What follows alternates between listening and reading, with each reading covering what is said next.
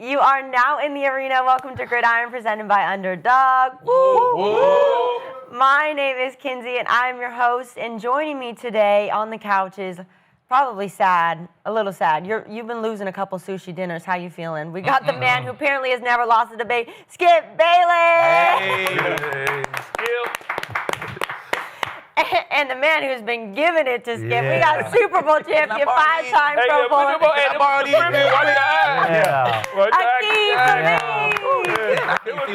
Hey, this is prescription. My fault, dog. This is prescription. Yeah, you gotta be careful with Gerald's glasses. And we got top 5 passer in the history of the USC Trojans and our quarterback, Cody Kessler. Hey, Cody. All-Pro, 6-time Pro Bowl defensive tackle, one of the most disruptive D tackles of his generation, Gerald McCoy. Yeah. Yes, sir. Skip, are you okay? You know, I decided to dress up a little bit because I got to take him to dinner today. Oh, that's why. Okay. Dinner, I'm thinking a food tour. Like, we could start at we Cats. can do that. You know what I'm saying? We could. I owe you. You were right. Man. Congratulations. Thank But you. are. Is that a Nick Bonito? Yeah, that's a Nick, you know. Well, where'd he go to college? I don't even know. Oh, I think he went to Oklahoma. Oh, did he go to Oklahoma? Hey, Oh, that's your saving grace? Oh, you balled this Oh, you weekend. do something big this weekend, Cody? They You know balled college this football. weekend. Come on, Hey, man. come on now. I respect it. I got to say, too, I picked Bama to win that game. I know you did, Shout out to the Sooners, man. He the leader of the defense. You know what I'm saying? I got to put on for the leader of the defense today. At least one of my teams did Go, something Nick. right. Let's go, baby. At least Skip got dressed up for you. That's really sweet. Yeah, for That's sure. thoughtful. Yeah. I'm wearing this Broncos jersey on the food tours. Are you? Yeah, I'm gonna have a Broncos You can jersey switch on. one You're gonna be every restaurant. Every restaurant. Well, Papunga, you know what I'm saying? enjoy it now because it ain't going to last. Hey, Skip. I thought I was waiting for you to bring me a Bo Nix jersey this morning, I man. got one I for was you. riding Don't with worry the about it. Broncos last week. I got one for you. I got Bo in all colors. You know what I'm saying? All right. Throwback, everything. Home, away, throwback. I got Bo in all colors, baby. All right. All right, guys. This episode, as always, is presented by Underdog. If you are new to Underdog, today is the day. Get $100 in bonus entries when you play just $5 with code GRID. Win or lose, Underdog isn't stopping there. New customers also get a gimme pick. So CeeDee Lamb just needs one more yard for the pick to hit. So Underdog is available in most states, including Florida, California, Texas. So support the show, claim your bonus, and start playing today with code GRID. Yesterday was a fun Sunday. We had some intense matchups, and so we have a lot to talk about today, including, of course, the Broncos and the Chiefs, the close Seattle defeat for your man, Sam Darnold. I know you're rocking with him. Yeah, and that was tough. the Bucks and the Bills, so much more. Wow. But first, you guys, let's talk about last night's game. Because the Eagles beat the Lions 16-9. And Dan Campbell now, he is 0-3 against the Eagles in his career. So Nix Silenced said last night about his team, he said a lot of the league is waiting to lose, and That's this true. team is always waiting to win. That's a good quote. Yeah, Yeah. Birds improved to 8-2 on the season. Skip, Wow. are the Eagles the best team in the NFL? So, I can't believe I'm saying this after what I saw from the Eagles' offense last night, because to quote A.J. Brown, it was once again a shit show on offense. In this age of offensive explosions, of Josh Allen throwing for 3 touchdowns and running for 3 touchdowns, heck, in this age of my Dallas Cowboys opening the season by scoring 40-plus points at home 3 straight games, I just watched the Eagles score 10 at Green Bay and 16 against the Detroit Lions and win convincingly in both games, to the point that even though last night Jalen Hurts threw for a grand total of 135 yards and Saquon averaged 3.2 yards per carry, Saquon is averaging 66 yards per game when a year ago he averaged 125 a game. Despite all that shit show, this defense is by far the best defense and the most intimidating defense in the league. And because of this defense, they are definitely, the Eagles as a team, the best team. I said this the other day on the show. Jalen Carter and Jordan Davis are like having 2 Reggie Whites playing your position in the middle of the field. They just anchor and dominate the center of the formation, where you can't do anything against them. You can't run against them. They annihilate the pocket every time, just blow it up. And then they get up. Jordan Davis is 6 feet 6 inches tall, and they batted down 5 passes last night. And I have never seen Jared Goff look that bad. He looked pretty bad on opening day against Micah at Micah. But last night, he was completely and utterly overwhelmed. And he's way better than he looked last night. Yeah. So I look at Jalix Hunt and now Jalen Phillips coming off the edge. They're hard to deal with because the linebackers are all fast and athletic. And then those 2 kid corners, Quignon and Cooper DeJean, they just cover like crazy, man. They're all over the field getting their hands on balls. I don't know what's not to love about this defense to the point that in the age of explosive offense, the defense makes them easily, to me, the best team. And it was 16-9, and I never felt like they were threatened last night. Not one time. And at Green Bay on Monday night, I never felt like they were threatened, and it's a 10-7 game. That's just who they are. And to your point, Kinsey, about your quote that you read, I love that quote because he said, I watched a bunch of games, this is Nick Sirianni, and everybody's kind of playing not to lose. They're waiting to lose. This team just knows how to win. And the thing about the offense is when they need to hit a play, they hit a play. That's what they do. Jalen's just he'll hit you when he has to hit you. Whatever they need on offense, they're going to get done on offense. And I just think they're going to win it all. I liked your Bengals to start, but without Burrow, and now they've just collapsed. We both like Cincinnati to start. But, man, Philly is now the team to beat, and I don't think anybody's going to beat them. Yeah, I don't think they are the best team, but the formula works. Yeah. They play great defense, don't turn the ball over. They got 4 turnovers all season. 4. That's it. They don't turn the ball over, and they execute in the clutch.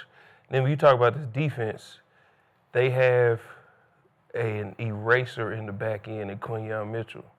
So every quarterback I always talk about needs a guy. Okay, we know Amon-Ra St. Brown is Jared Goff's guy. He just erased him. He's just the great eraser in the back end. Yeah. You partner that with Cooper DeJean, then the guys up front. You got Jalen Phillips, who has been great pickup in the trade, but those 2 guys in the middle. As defensive linemen, we're always taught if you can't get there, you get your hands up. Yeah. You get your hands up because batted pass is just as good as a pressure or a sack.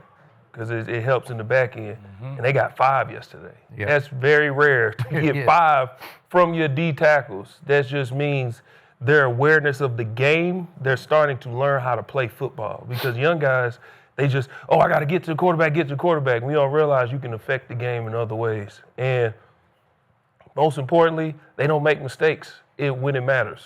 And that's how they're winning games. And they just know how to win football games. Well, I say they the best team. No, but that don't matter because they winning. Who is and better? It works. Who do you see better? Better. It's funny you they say definitely that. better. It's funny you say that. They definitely better. After your spiel, racer in the back end, best D in the league, make play. I thought y'all was talking about the damn Broncos. I really thought y'all was talking about the Broncos. But then I said, oh, shit, I had to check my notes. She said, was the Eagles the best? But, hey, you're right. The Eagles, they find a way to win. Well, wait a second. Who does Riley Moss erase? Except himself. I mean, who does Adoree Jackson erase? Except himself. I don't know. I thought he played pretty well last night. Pat Surtain. Yeah, I know. Got the DMVP. He ain't even back yet. Yeah. Not even close. Yeah. That's our eraser. Okay. He like Quignon is like one of them pencil erasers. He like one of them whole erasers you can do like this with. Well, you know what I'm saying? he is, but he didn't even play yesterday, and you still won. He'll be back, Skip. Well, I don't worry about it. He could have played last night. And that's I was on the the thing. phone. He could have played last night. You're on the phone? The thing. He said if it was a playoff game, I'd have played.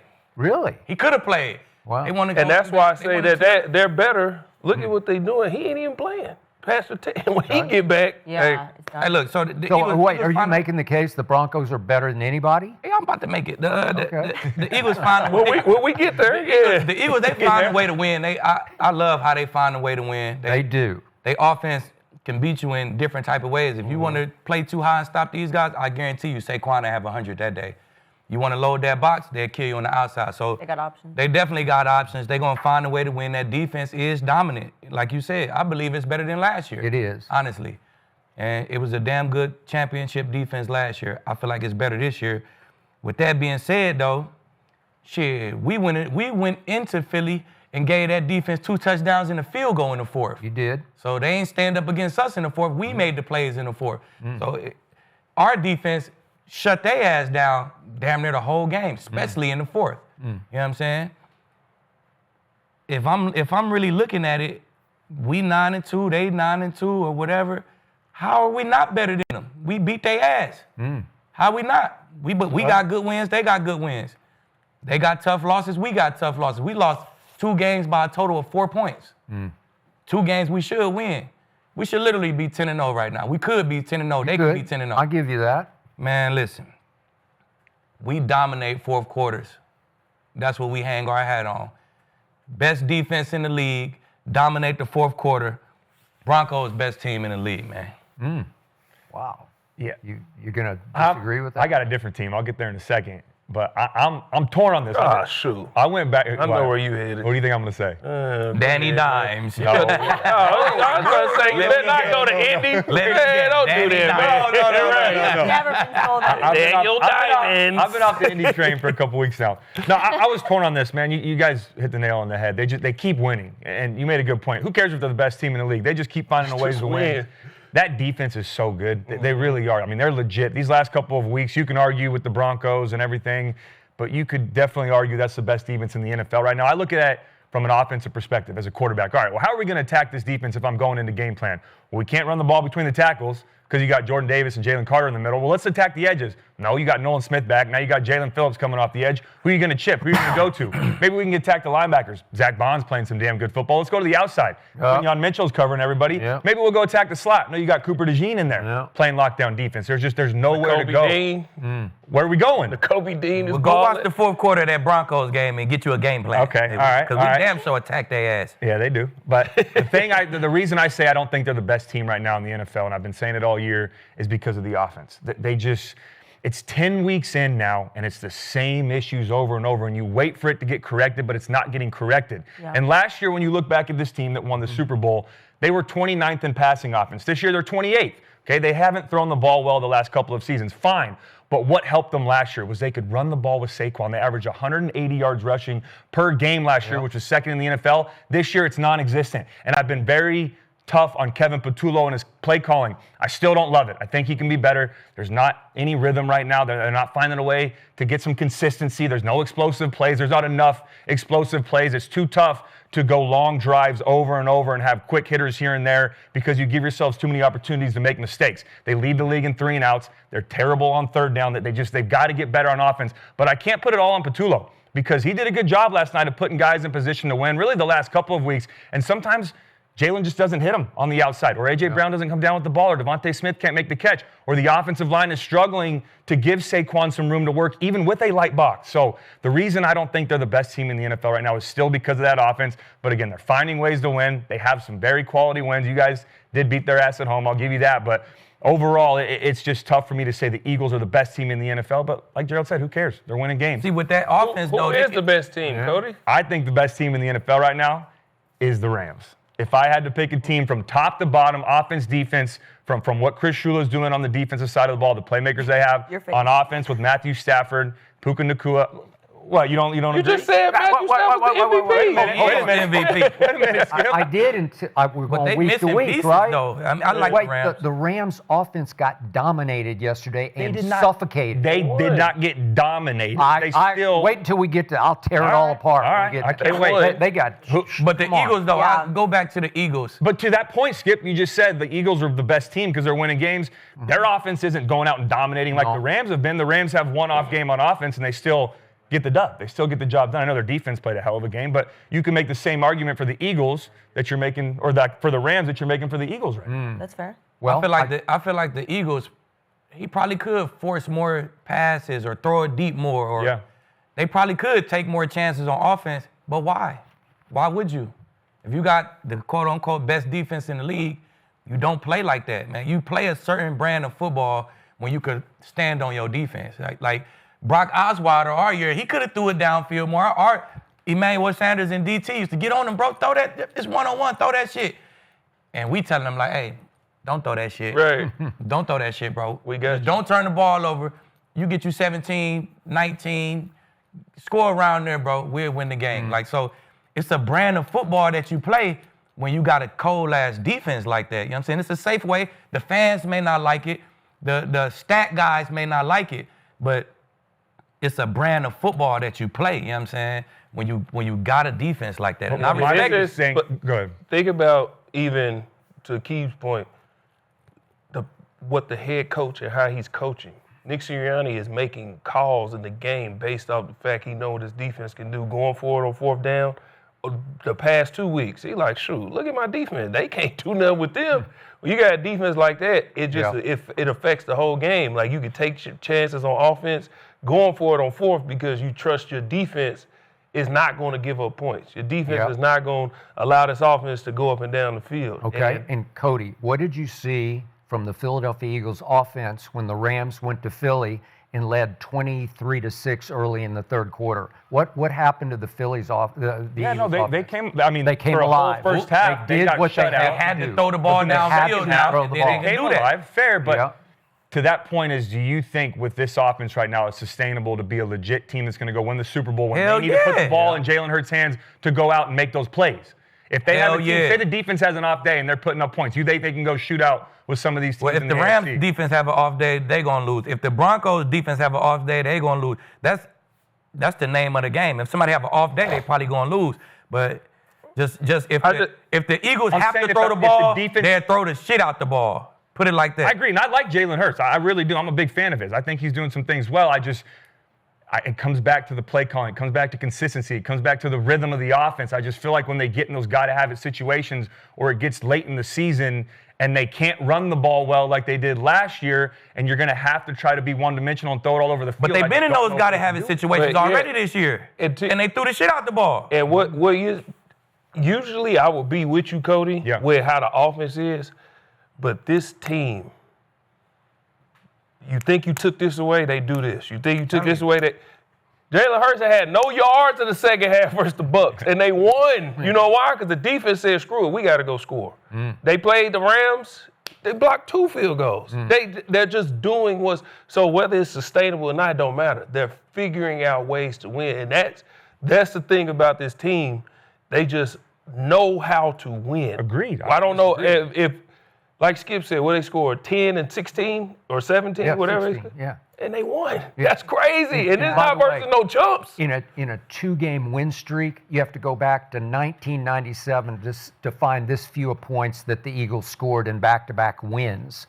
26 points. That's how low that is historically, whatever that is. 28 years. I think the biggest thing being an offensive guy is there's too much talent on that offense. Yes, that's what it is. Be able to put up points and yards and consistently be one of the best offenses in the league, because I know they had some injuries, but they have 10 of the same 11 guys from last year. The only player that didn't return is Mekhi Becton. That's some injuries, sure. And now Lane Johnson is going to be out for a while. That's a big hit. I agree with that. Okay. But the thing that did change was Kellen Moore left and Kevin Patullo took over. I haven't seen enough from Patullo in this offense consistently to say they're the best team top to bottom. Are they going to win games? Sure, that wasn't the question. The question was, are they the best team in the NFL right now? Because of that offense, it's tough for me to say, yes, they are head and shoulders above everything. And here's a last thing for me. When you think about great defenses, they can go win you the championship. The difference in this team is a lot of those teams don't have the guys on offense, so the defense has to do way more. Yeah. The defense is doing a lot, and this offense still got guys. That's what makes this even scarier, because if those guys hit at any point, one of them guys can hit. It could be Jalen going off, it could be Saquon going off, it could be AJ going off, it could be Devontae going off. They got guys. Just the offense is not hitting the way the stat guys wanted to hit or the analytics are you looking, but a lot of defenses, when I played them the year after they won Super Bowl, defense was elite, but then I'm going against Trevor Siemian. So I'm like, sure, we got a chance today. Against Trevor Siemian, the quarterback. That ain't the case with this group. No, I agree with that. You know what I'm saying? So that's where at any point, that's what makes them so dangerous, because they actually have the guys to at any point. We seen it in Minnesota. It can, you know what I'm saying? It can happen. So, and it was a very positive point last night. Jalen Hurts threw A.J. Brown 11 footballs last night, and he caught 7 for 49. So that was game plan. That was clearly they just said, let's just get him back in the mix. Yeah. Okay. So, but to that point, going back to A.J. Brown, that's someone within the building. And I know we talk about receivers and divas, but what he said on Wednesday after practice had some merit to it, to where we can't just keep slapping a Band-Aid over these issues and expect our defense to bail us out every week. Yeah. And he said, I care about winning. If we truly, truly care about winning, we've got to get this corrected. And that's someone that's inside the building, going through meetings and going through practice and doing all those things. So that's what I see is just. That's an offensive-minded guy like yourself. You know what I'm saying? You got a little bit of that AJ in you, like all this weapons. We need to be doing this. It need to be an explosion with all these weapons. I saw him do it last year. No, it don't. This ain't last year. It don't have to be an explosion. I'm the same guy. We got to do what it takes to win. If we get down in the hole, all right, let's throw the ball. If we could control the game and be dominant, like Skip said, and it's fucking 16-3, and we just dominating this shit, why we need to explode? Yeah. It's no reason. See, it's an offensive eye. Say all these weapons. I need to see a bomb. I need to see something.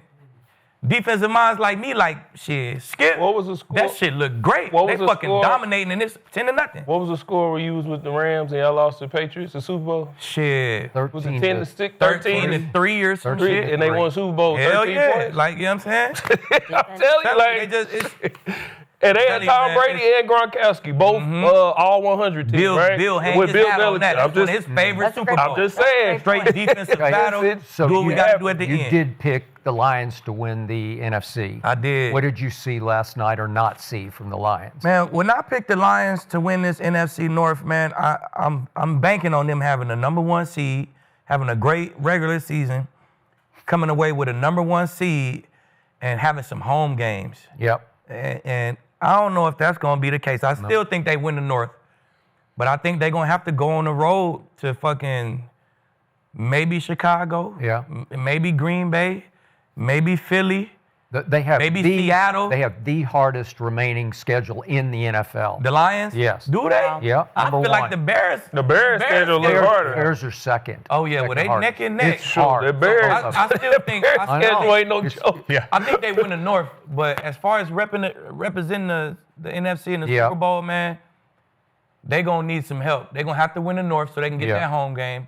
Then they gonna need an upset to happen so somebody can have to come to them for another home game. Yeah. Because if they gotta go on the road and my dog JG put them fucking gloves on, I just don't like it, bro. I know, I don't either. I can't rock with him when he got them gloves. Double gloves? I fucking hate it, bro. Last night he had the worst completion percentage of any quarterback this season. I believe it. I believe it. 38%. So I'm Any losing faith, quarterback? Skip. Of any quarterback. I'm losing faith, Skip. If they got to play outside in the playoffs, I don't like it. If they can win the North and get an upset and stay at home, if they at home, I'm riding with them. Okay, I got it.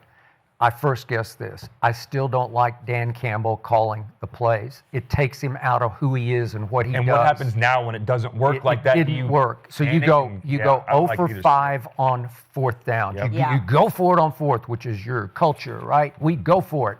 And you missed all 5. It was a horrible night to throw the football. It was gusting 30, 35 miles an hour. Yeah. So I give you that. Yeah. And obviously Jared Goff was under fire just all night long. But you got to help him. You got to call something that will work on one of those 5 4th downs because you kept. He did though, Skip. They had drops. They had a couple drops. They had drops on. Oh, we got a 1 and a 1. We got to put up 44 points, and then we got yesterday. Okay, let's see. Now we see what it looks like when it's explosive. Now we seeing what it. So let's see what it looks like after this. We can't just like, oh, I know it ain't gonna work. Well, they just scored 44 points with them doing it last week. So against the bad defense, and then they scored no points against the best defense. Yeah, so let's see. Let's just see what happens. Yeah, I don't know, but you don't like it either, right? I'm with you on that because it's tough as a head coach. It's so tough to be in tune with everything while you still have to call plays, and that's why it's hit or miss. I mean, play calling is an art. You always have to be one step ahead, and when the defense is out there, you have to go sit with the offense on the sideline and make sure you're going over, hey, Jared, this is what we're going to run next series. I like these for our first 3. When we get the first third down and short, we're going to run this. Third and medium, this. If we get the fourth down, we're going to go 2 plays. These are the 2 that I like. Yeah. You have to do that instead of being engaged with the defense. Now, I'm not saying that he has to be engaged with the defense. Yeah, like what does he do I with like the Kelvin defense? Shepard. Well, sometimes you got to challenge a play. You got to be able to know, hey, are we, what the situation is? Are we playing to The you want to be aggressive was here? just fine. They was stopping it to push all night. The defense was just fine. It's half of the league do what he do. Yeah, So I don't see how it's such a good. big deal because he do it, and half the league do it. Yeah, they Everybody do it. So it can't be that hard. But he's never done it. Yeah. Right? Everybody's With never 2 done it. games into him doing it. Let's give him some time before we say, oh, it Oh, I ain't don't gonna work. disagree with that. I'm just saying, to Skip's point, they've had a lot of success of him not doing it. Now you make the change. And it wasn't like the offense was terrible under Johnny Morton. I didn't think they were. Well, they scored 50 against the Bears, Yeah, right? 52 in that game. And So they've been he's putting the up head points. coach. He's got his eyes on everything. Yeah. He's on. You said they were having success. Yeah. There has to be a reason why he did that. Yeah, agreed. And I want. So, I know. I don't care what it looked like from the outside. He did that for a reason. So, I don't know if Jared Because they went Goff 3 said. straight games of averaging 21 points. That's what and they lost I'm 2 of saying. them. I don't know if Jared Goff said, hey, Yeah. this ain't it. I don't know if Amon Ross said this ain't it. Maybe the higher. I don't know. But there's a reason he did that. That agree. was So- my biggest thing is why. I just didn't understand why he did it. Because they averaged 21 points, 3 games straight, and they lost 2 of them. And it's like, shit, this NFC North is tough. Yeah. We just averaged We let it 21 slip points away. in 3 games straight, bro. Do we need to change, JG? Yeah. I mean, shit. You like explore all these weapons. We averaged 21 points 3 straight weeks. You might make the change too if you the head coach. Right? You like all this explosion, right, with all these weapons. We can't average 21 points for 3 weeks straight and lose 2 of them games, right? What you gonna do if you the head coach? I don't know, man. I think You're going to look at it. But to your point, like, 21's not terrible. It's not like we're putting up, 13 and It ain't terrible if you win them, but if you lose the games, it's but like that's shit. an if right there. That's just saying, okay, well, since we put up 20, I mean, it could be the defense, it could be other factors going on. It's not an if because you lost them. It's 21 points and we lost 2 out of the last. And you're saying 3. that's all on the offense, or the Hey. play caller even. If we got all these weapons, you tell me. You like the explosion? You can't. They don't. No, I don't think it was. I don't think it was all It's on not Johnny enough, Morton. right? But look, at the end of the day, Dan Campbell knows what the hell he's doing. He's built a winning culture. He can do whatever he wants. I'm going to believe in that. I'm with Skip a little bit. I didn't know why that decision was made or if it was the best decision to make, but I guess time will tell. Maybe JG's saying somewhere as we speak, I kind of miss Johnny, right? Nah, he kind of missed No. that. He kind of missed that 72-degree weather in that dome. Yeah. That's what he. Or missed. he just faced what you just said was the best defense in all of football. Yeah. Like, come on, that's with what 37, great defense 37 do. miles per hour winds. Yeah. It's, Or you might miss a guy that's in Chicago right now and he's got a team off to a 7-3 start. of course he Yeah, missed. everybody I missed missed that that Why guy. can't you miss him? Shit. Yeah. All right, point. let's move on because we got to talk about something we've been dying for on this couch. Every week we're like, we need Shedeur, we need Shedeur, we Raise need our Shedeur. And raise your cups because Shedeur Sanders finally enters the game after Dillon Gabriel was being evaluated for concussion. And the entire stadium went nuts. They were so excited. But unfortunately, Shedeur, the final minute, he was unable to complete 3 passes from the Ravens' 25-yard line, sealing a 23-16 loss for Cleveland. So Shedeur, he emphasized his confidence, though. He hasn't been altered, and this is what he had to say. Let's check it out. I know offensively, if I'm able to get out there and have an opportunity, I know that I'll be able to take everything to a different level. Like I said, I'm still have the same confidence. I'm still me. I'll never go anywhere, Just going out there, seeing daylight, that's all I needed, to see how they move out there. You playing against a great defense. You got guys from the Pro Bowl out there, so it's exciting to see, okay, this is what it's like. All right. This is what it's like. I'm excited for it. So, I just gotta take this one, and build on it. Okay, so Skip, on Shedeur, are you encouraged or discouraged on what we saw yesterday? I am ultimately encouraged Yeah. by what Okay. I saw. And I realized the haters were out howling all over the internet last night. See, I told you so. Yeah. And I realized at a glance these numbers look disastrous. 4 out of 16, a QBR of 3 on a scale of 0 to 100. It just looks like a nightmare game. In some ways, it was. But remember, he got thrown in at halftime against a suddenly healthy and hot defense that needed badly to win that game to keep up with your Pittsburgh Steelers. And they had just lost Cam Robinson, their left tackle, at the end of the first half. So he's without his blindside protector. And remember, too, he had gotten 0 snaps, Shedeur, 0 snaps with any of the starters in practice, sitting behind Dillon Gabriel and before that behind Flacco, obviously. And remember, he gets thrown in, as you kept warning, into a game plan that was drawn up for Dillon Gabriel, that Dillon Gabriel was dinking and clunking with in the first half, but Lamar threw them a pick 6. Then Lamar threw him another pick, and then that kid Wester fumbled a punt. So it was they had 2 defensive scores in the first half, and that's why it was 16-10 Cleveland at halftime. And then here comes Shedeur, and he completes his first 2 balls, and then he struggled for a while. But I loved what I saw from him in the last-ditch final drive. And he was talking about that I have not lost my confidence. This kid is clutch, and he has it factor when it's time to have it. I saw it again and again at Jackson State and again at Colorado.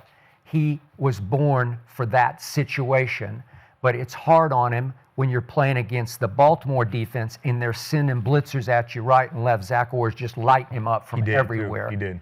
And yet, and still, he gets the ball back. It's 23-16, and he goes 25 yards to that rookie, Harold Fannin Jr., and it was a sweet throw, and it had some juice on it. And you could see that one throw alone was better than anything I've seen from Dillon Gabriel all year long. Yeah, that's the point. That was the point. And then it's 3rd and 10, and he does get to go to Judy, with whom he has no practice rapport at all. And Judy loves playing for him because you could see Judy fight for the first down. I think Judy got hurt on that play because then he became a non-factor the rest of the way, and I don't know why, because then then Shedeur ran for 5 yards, and by the way, his mobility is underestimated. It to me. looked great. Yeah. You know, he can move. I'm not saying he's his father. He didn't get his father's speed, but his father didn't ever have much of an arm when he threw a baseball, and this kid's got a nice arm. Okay, so now you got 2 throws into the end zone, and the first one he breaks the pocket left, as you probably broke down. Yeah, I got you, man. And he's got a rusher right in his face, and he kind of does a fall-away throw, and he's throwing to Isaiah Bond, an undrafted rookie out of Texas. Undrafted rookie, and they're just not on the same page, and he missed him by 4 or 5 yards, just led him too much. Back of the end zone. That's a him or nobody. Okay. That's a receiver or nobody throw. I don't mind that because there was good coverage. I don't mind that. Now you get to 3rd down from the 25, and he throws to another undrafted free agent rookie, that Gage Larvadan out of South Carolina. I didn't even know who he was. And I watched South Carolina a bunch of times last year, and I don't ever remember him playing. And so he's in the game, and I don't know where Jerry Jeudy is. And yet, that was a really sweet throw to me. It was right on the button. He goes to the end zone, and he hits him right here. Yeah. And my man Awuzie, former Dallas Cowboy, 3rd-round pick out of Colorado, he got his hand in there, but I thought Larvadan should have held on to the football because he got both hands on the football. And if he holds on, we're having a whole different conversation right now because all of a sudden it's 23-all, and I don't know, maybe it goes to overtime, and maybe Shedeur pulls it out. But the way he handled himself all the way up to 4th and 5, and on 4th and 5, if you looked at it, the Ravens clearly jumped the gun. They're the left side of the line, they're offsides, completely offsides, and get a jump, and the pocket just collapses, and Shedeur's just like, he's dead in the water, man, and he's just got to kind of whip it sidearm into the flat to Njoku, and it's low, incomplete, ball game, okay?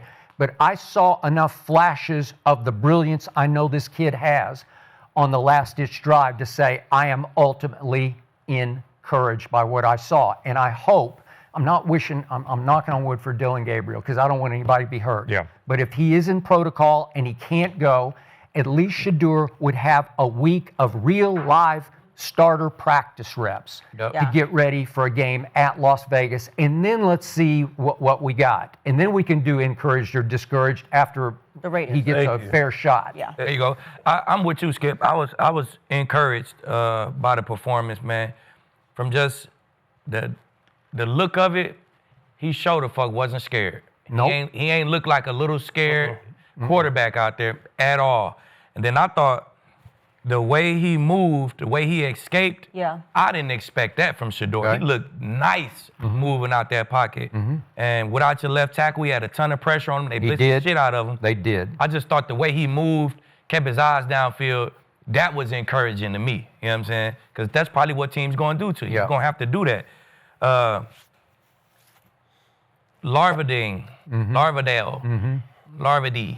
Dan, If Shedeur would have had a 29-year-old Lieb out there, we would have won that game. Okay, I'm going to come back to the ball and, like, bro, you like this, and just like, bro, come back. You a receiver in the league. he's just a rookie kid who Man. didn't get drafted. Yeah. Okay. Make that catch. That's a dime to me. I thought it was. I thought the play when they came off the edge, he spent out eyes downfield. I'm like, that's encouraging to me. Yeah. And we ain't seen that shit from Dillon Gabriel. You know what I'm saying? So, like you said, Skip, he looked like a rookie. I really couldn't tell he ain't never take a rep with none of the ones. Like, I didn't know that shit until after the game when he said it. Like, it ain't like he got in there, even 4th and 16, it ain't like I was like, bro, this shit track. It looked like he had hella pressure on him. You look like a rookie, but it just wasn't garbagely scared to me. You know what I'm saying? No, that's a good point. And that's what Dillon looked like to me. You just look scared. Like you just look afraid out there to me. did. And as a former All-Pro on defense, we could feel that, right? Yeah, G? Like, for sure. he's He's scared, bro. Deer in the headlights. And you gonna call it out. Bro, Hey, y'all, this we nigga got scared. one. Hey, I'm telling you, We could got feel it. one. Yeah. I didn't feel that with Shedeur. So, man, with that being said, I think, like you said, he get a week to prepare, a week to really get his confidence right. Yeah. Hey, I think the Cleveland could come out here and win a game, especially against the fucking Raiders. Yeah. So I'm gonna let Cody go last because I know you're gonna break down the quarterback and all this stuff. Yeah. So I'll just say this. What we do know about him is he has the right type of pedigree. He's been groomed and raised for moments like this because of who his dad is. From the time he was in Little League, through high school, through college, even now, he's born for the lights. The same way I was talking about how the New York lights are not for everybody, Shedeur was born for the lights. He was. Okay, he came in last night. You could see the excitement when he ran on the field. It was like a weight got lifted off his shoulders. And he didn't, like Lieb said, like you said, he didn't play scared. He was ready for the moment. In that fourth quarter, that last drive, he didn't freeze up. He still tried to play. He still tried to play, still tried to make throws. With all that being said, I'm not encouraged or discouraged because I'm grading him based off the fact that not his name, he's a 5th-round rookie who got thrown into a game. Okay. That wasn't a game plan for him. He did some good, he did some bad. But I'm not going to grade this kid off of what happened last night with no game plan. He went in there and did what backup quarterbacks are supposed to do, but he's a rookie who has had no action, and he's a 5th-rounder. What did y'all expect? Of course he's going to – the defense was lighting him up. That's what you're supposed to do. The shit out of him. Do you blitz? So he catch the ball, they sending everybody. Of course he's looking one way. He hasn't had a chance to, okay, this blitz is coming to him in practice. If he stands there in practice, it's like, all right, now you looking this way, but the blitz is when the game happens, remember, this is your other outlet, and this and this. He did it was his first action in the second half. So I'm not grading him, period. Yeah. Because we seen what we seen. Yeah. He made some really good throws. He could have won the game. DB made a great play. He threw the best pass from either rookie all year across the middle of the field. Yeah. It was. The step-up spin-out, that's the Cam Newton special. Yep. You know what I'm saying? That was amazing. But other than that, it's like, I'm not about to sit here and like, oh, well, he got thrown into a game you could see that it's there. Yeah. But before I grade him, let's give him a week of practice. Let's let him get a game plan. Yep. And let's let him actually get some reps to actually see, because I don't think people understand in practice all the different things that happens. Yeah. That's the time where you're allowed to make mistakes. you only get so many reps in practice. Most of the stuff, and Cody can attest to this, you get it in the film room. Yeah. All the rest of the reps that you go see, all mental. It's all up here. Yeah. So how many hot reads would he know against a blitz? How many would he have practiced? Well, speaking of that, so that's one thing you don't do at practice is you don't get to go to that blitz pickup period. So what you do during the week is you have set situations when you're doing special teams. You're going to take the O-line, the quarterback, and then get some scout players over there, and you're going to go over every single blitz package that Baltimore has shown on film the last couple of weeks or the highest percentage plays, and you're going to go through them.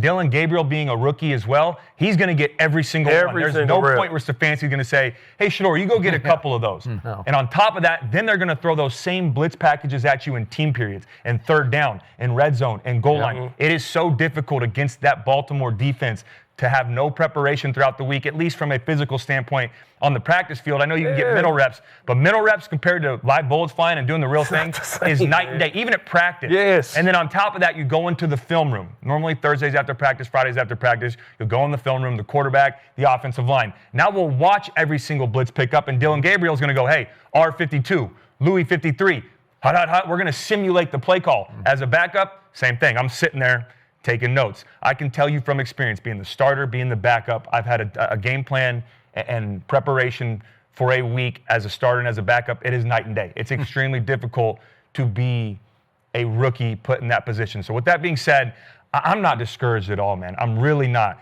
That is an extremely tough place to be thrown into, even as a veteran. You wonder why so many backup quarterbacks are veterans and they go get those older guys in the room, because they've seen that situation before and they can handle it. To be a rookie, and for that to be your first ever opportunity in the NFL, that's why I said so long and so many times, I don't mind Shedeur being number 3 as opposed to being number 2. Let Joe Flacco be 2 when he was there. Let Bailey Zappi go be 2 because of that exact situation. And then let Zappi go in, finish the game the following week. You give Shedeur the full week of preparation to be the starter. Because when you game plan for opponent, there's 2 things that you do. One is you game plan for their defense. The second is you game plan for your starter and what their strengths are. Shedeur's strengths aren't Dillon's strengths. Dillon's strengths aren't Shedeur's strengths. You get a small section as a backup to where maybe on Saturday after walkthrough, the coach says, hey, Shedeur, give me about 10 plays you like. I'll throw them in there when you get in there. Other than that, we're calling all of Dillon's plays, and you've got to be able to go accomplish or execute this game plan without any reps of that. But when I watch the film, I will say there's a couple things. There's some good, some bad. But the bad, there is an asterisk next to it. The bad that I saw was him holding the football a little bit too long, not playing with anticipation. But let me tell you why he's not playing with anticipation. One is because what I already said. You're not getting reps in team periods, in 7-on-7. You don't even get reps, Gerald, in routes on air. The ones when Judy hops up, when Fannin hops up, when Njoku hops up, Dillon goes, hey, let me get those. You go get maybe a rep with Larvadan. You get a rep with some of these backups. You're not getting any of the starter reps, even on routes on air. But the second reason, and when you watch the film, the reason I think he stopped playing with anticipation was because of that first interception he threw, the only interception he threw. But if you noticed, he dropped back, hit his back foot, took a rib shot, and threw it early and anticipated the throw. Now, I don't know if Judy stopped on the out route or if he was supposed to be making a curl route or he didn't like it or Shedeur threw it to the wrong spot. I don't know exactly, but he threw it with anticipation. Well, I just played with anticipation. My receiver's not where he's supposed to be, or I missed on that. As a rookie, that's in your head now. Going forward, well, now I don't want to make another mistake. I got to see it come open now. That's 100% fair because you know why? I haven't made that mistake in practice to where I can learn from it. I'm having to make it in real time. But the positive, I'm with you guys. He didn't flinch. No. He wasn't scared at all. Even after he threw a pick and had a sack fumble and all that, had a 3-yard run for a first down, got up and celebrated. Like, that's the mindset and the mentality I want from my quarterback. That's the confidence that I want. And that last drive, had a chance for Bond there at the end. I'm fine with that. Us or nobody. So you watched the R22? Yeah. Did Bond slow down on that when he coming across? So are you talking about on the one? The one he spent out and threw it to Bond. So it looked like Bond was held up with he was looking at Shedeur. The DB was right in front of him. Shedeur almost looked like he knew that Bond was going to spin out, but it almost felt like Bond didn't anticipate him throwing that. That's what I thought. Because Shedeur threw it before he spun out.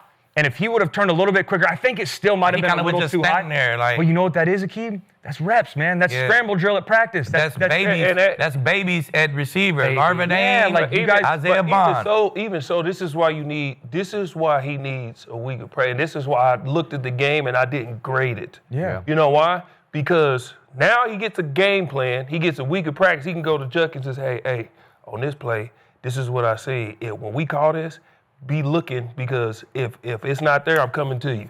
That's the type of stuff you work out throughout the week, and then you got he just got thrown in there, and all he's doing the best with what he got, his basic football knowledge. Okay, is looking like this, it's looking like.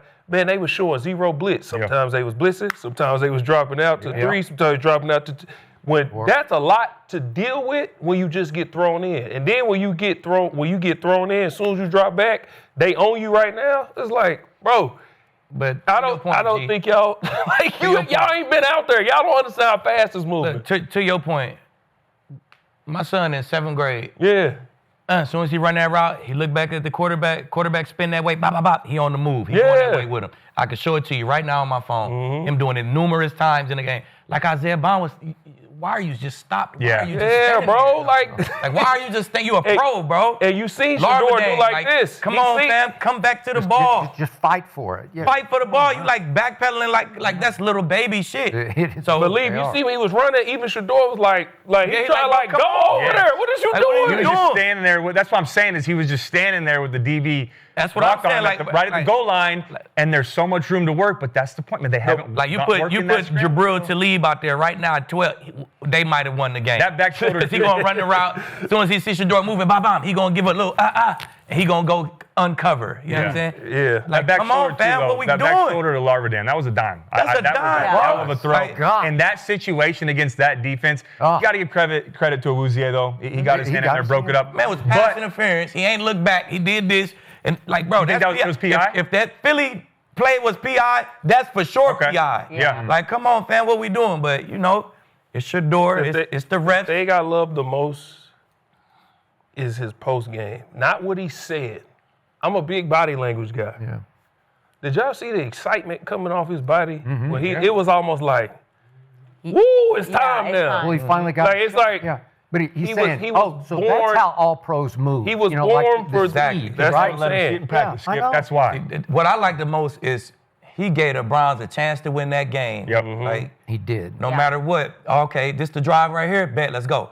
And shit, you throw some different guys out there. Yeah. They might win that game. You know? And so, Gerald, you're not giving him a grade, but I think you're saying on poise and presence and body language, was you're giving him an A, right? He was encouraged.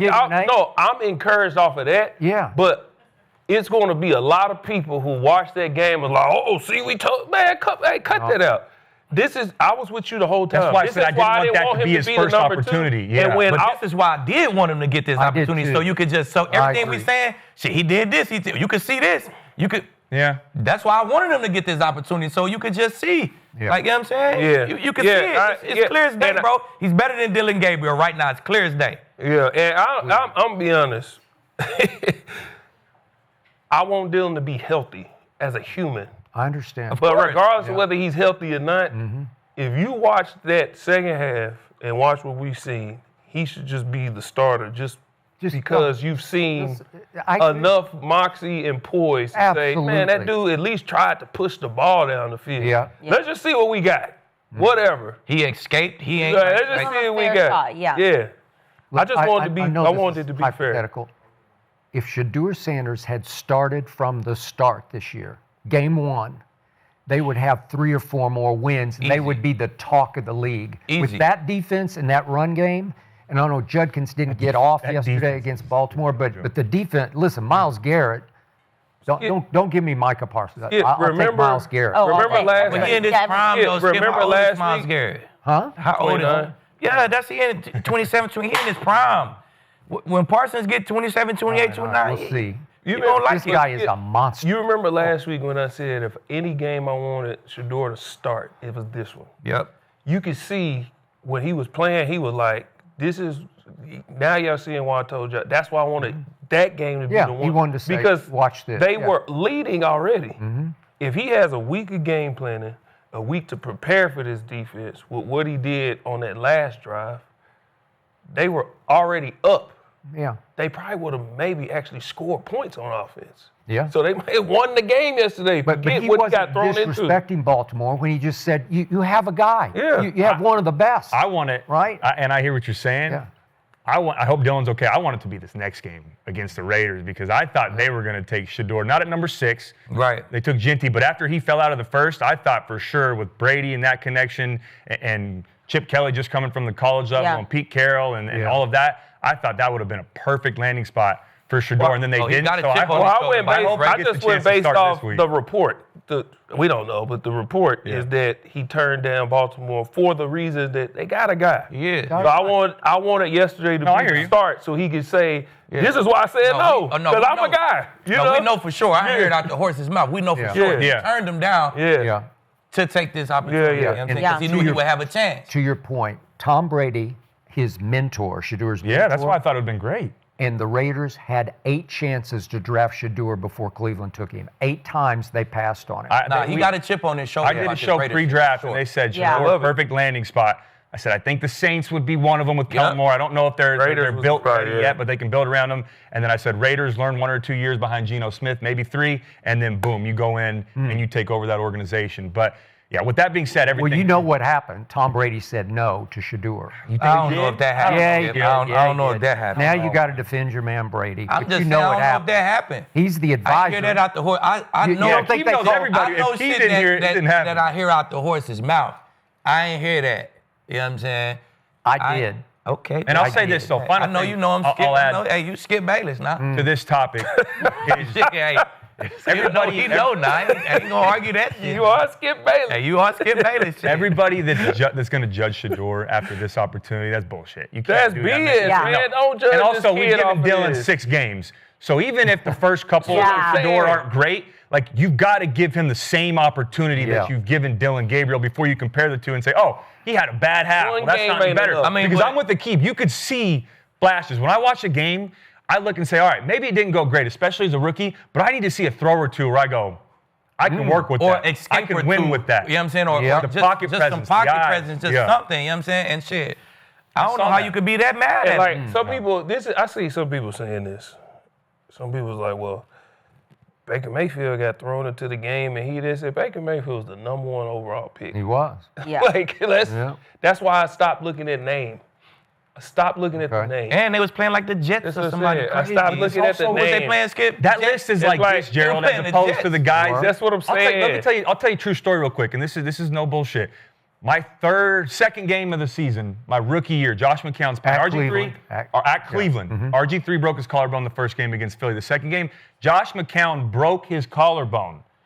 Went into the locker room, came back out and played that game. You know what he told me? Honest to God, after the game ended, he looked at me and said, I finished this game because I didn't want to put you in a bad situation. Yeah. And I promise you can ask Josh McCown. That is 100% truth. I remember going up to his kids and said, your dad's a hell of a player, and he's also a hell of a human being. Wow. But he said, I didn't want to throw you as a rookie into that situation. You were scared, Cody? No, I wasn't. But no, I was ready. You like when they thanked this kid. No, hell no, bro. Thank y'all, man. Your daddy, like. No, I'm saying though. Hey, I appreciate y'all, daddy. But them lights is getting brighter and brighter. Hey, man, I lose my mind, man. I love your daddy, man. I'll tell you this. Cody walked over there with some shades on. I can't tell you. So Josh goes down. He goes inside.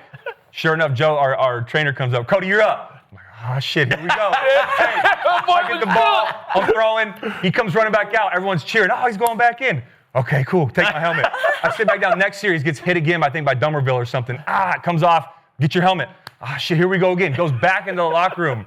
They like block a punt or like get a false start. So they're getting ready to punt. I got the helmet on. We're going out there. And then we jump offside. So then they extend the drive back to the sideline. Sure enough, halftime happens. Go in. Josh like, I got it, bro. Bro, the emotional roller coaster. How did Josh play? He played well, man. He played well. They ended up coming back and winning that game. But to that point, I played the following week against Miami, but I got a full week of preparation. Right. Up until that point, I had no reps with the starters. I hadn't thrown with any of those guys that I was going to be out there with. I hadn't got snaps with our center. I haven't called a play with Joe Thomas in the huddle looking at me. The following week, I got a full week of preparation, and we went to Miami, should have won the game, played well, and I believe that, you know, if I would have got thrown out there against Baltimore, it wouldn't have went as good as it did after I got the, a full week of preparation. So speaking of remembering names, did you say Jabril Talib? Yeah. Okay, I got to remember that name. Please remember that name, man. Please do. Trust me. Have I've you been seen around it. I've been around it. Lightning quick. I've been around Really? it. I'm talking about lightning quick. Yeah. Anybody offer any NIL money yet? Or? Shit, he got all the NIL money right here, baby. Yeah. And to the people who worry about the people who worry about the reps. I was with Jameis when he was the #1 overall pick as a rookie. Yeah. Backups didn't get no reps. He's a rookie. He need all because you got to think you don't have that many actual reps in practice. So you can't really share because that one rep you miss might show up. That's why most of it happens in the meeting room anyway. Right. So they like, oh, well, he didn't get no first. Man, the other dude a rookie too. So he got to get as many reps as he can get. And especially, what we was just watching, he couldn't take no reps off. No. So, everybody like, oh, well, why didn't he get first team reps? Well, the other guy's a rookie too. It's how the NFL works. Yep. We'll find out if Shedeur is going to start this weekend. It's unsure right now, but I'm sure we're going to find out very, very soon. So hopefully Shedeur gets to start and gets a whole week of reps before the Raiders game. But Aqib, I do want to personally apologize because I'm no longer going to doubt Bo Nix. Don't do it. I'm not going to doubt you, the Broncos, or Bo Nix. Because everybody want to apologize at the same time? Yeah. Everybody. Tyler, Rob, y'all too? Y'all want to apologize too, or what? Oh, okay, all right. Hey, All right, Cody. I picked Bo to win. Yeah, well, you jumped on last week. No, all the weeks I before broke that, down you the wasn't film. with Bo. We can pull the clips. He's struggling. His feet are antsy. I said what I saw on film. Okay. Hey, pull up Friday's clip where I said that he's going to play better than Everybody Patrick Mahomes. apologize at one. 1, 2, 3. There we go. There we go. There we go. There we go. He got one person in the back, but There we go, Carolyn. Okay, they're on an 8-game winning streak, and beating Patrick Mahomes is difficult. We all know that. And that 32-yard dime to Franklin when it mattered, that's Bo Nix right there in the fourth quarter. So Skip's got to owe you dinner. But all I want to know right now, you know who also is fed up with the Bo Nix trash talking? Is his tight end. Listen what he has to say, because first off, if you're talking shit about Bo online, you're a coward. Absolute coward. But just want to say that and guard him a little bit. But I mean, it says a lot. He blanks it out. Guard him a little bit. And we talked about this week. We don't care what other people think. We know what we have in the building. And we know what he's made of, and we don't really care what people have to say. So, Dragon Slayer 69 with his 7-Eleven Slurpee in his mom's basement, I don't give a shit what he has to say, right? And Bo doesn't either. So, yeah. Before you go, Keem, I think it's hilarious how everybody think every person on Twitter in their mom's basement. It's always you're sitting at home on your mom's computer. 75% of their ass is. Probably is. Meanwhile, we're in their sitting on the show we're talking smack about Bo. Okay, but we're done, right, with that. Aqib, is your Broncos, are you biased, or are they finally justifiable? Well, I just been trying to tell the world this for the last, 10 weeks. 10 weeks. You know what I'm saying? It's real. It's real. When the games get big, Bo raises his game. That's what he do. Now, he'll get better at playing down to his competition. He'll get better at that. It's year 2. He's a sophomore. You know what I'm saying? But when the games, when the rubber hits the road, you know what I'm saying? He gonna raise his fucking game, man. One punt in the fourth quarter, you know what I'm saying? One punt in the fourth quarter, Skip. Another game-winning drive, man. Third down conversion after conversion to Sutton. Man, absolute dime on the corner route to Frank. Man, and then that corner Watson. One thing we don't do, and press man, you don't look back for that corner route. You play that corner route blind, you got to go to the ground. So Watson, he a good DB, but he'll learn from that. I got 35 picks, Skip. 0 of them came on press man versus corner route. It just don't happen. You got to go to the ground. The hardest throw, you make it the hardest catch. Go to the ground with him. So he fucked up on that. He need to learn that. Somebody need to teach him that.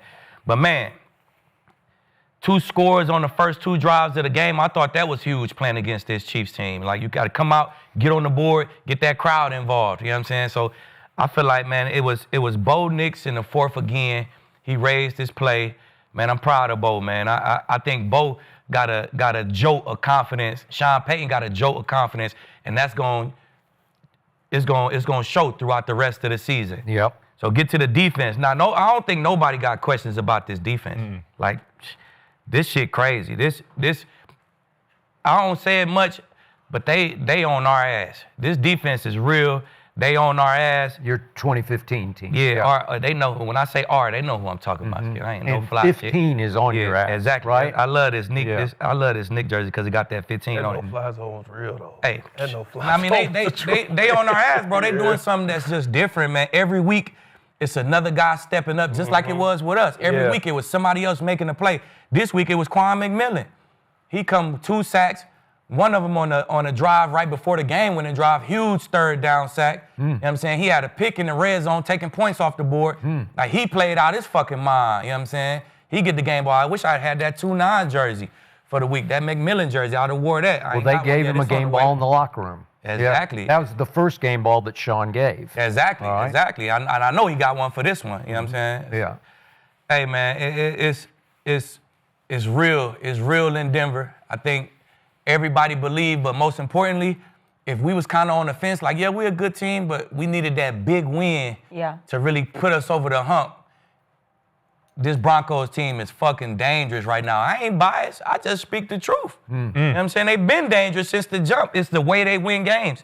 They strap on defense, they run the ball solid, and they fucking make plays in the fourth when you got to make plays. They've been doing it all year.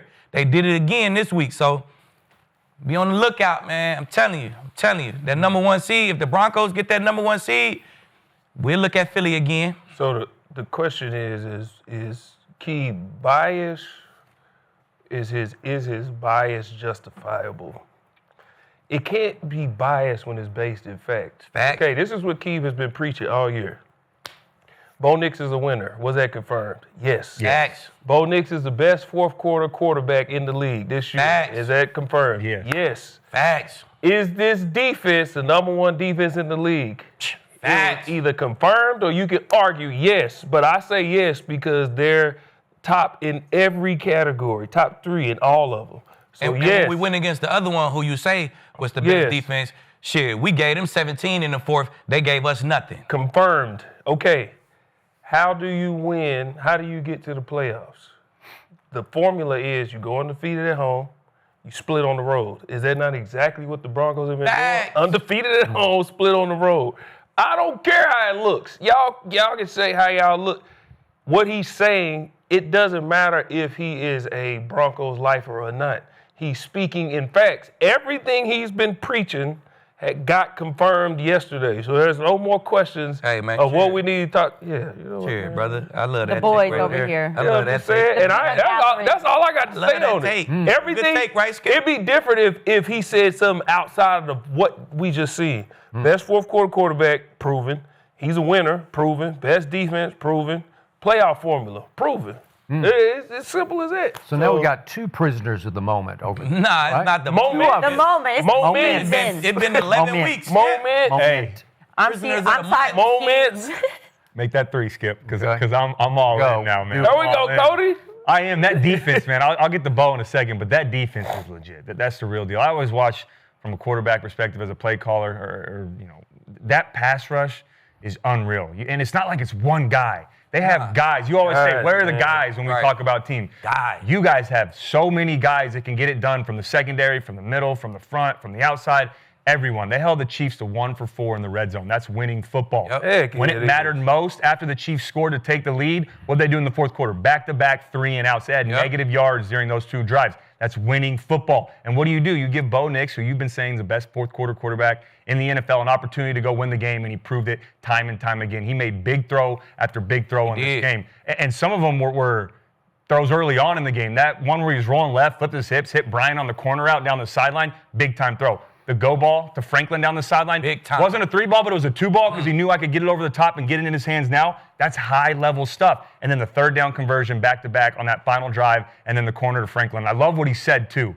He came up to him and said, I'm going to you on this corner route. We're going to get man. I'm going to get you on the switch release. Be ready for this football. He recognized, too, that he took a higher angle because he couldn't flatten on the DB. What'd he do, Cody? He threw a little back shoulder to Cody. Dime. Cody does that more so. You know who does the back shoulder corner routes? Is Patty Mahomes. He beat Patty Mahomes at his own route. Even continue, I was always taught like this. Let somebody else tell your story. Did you hear what Chris Jones said?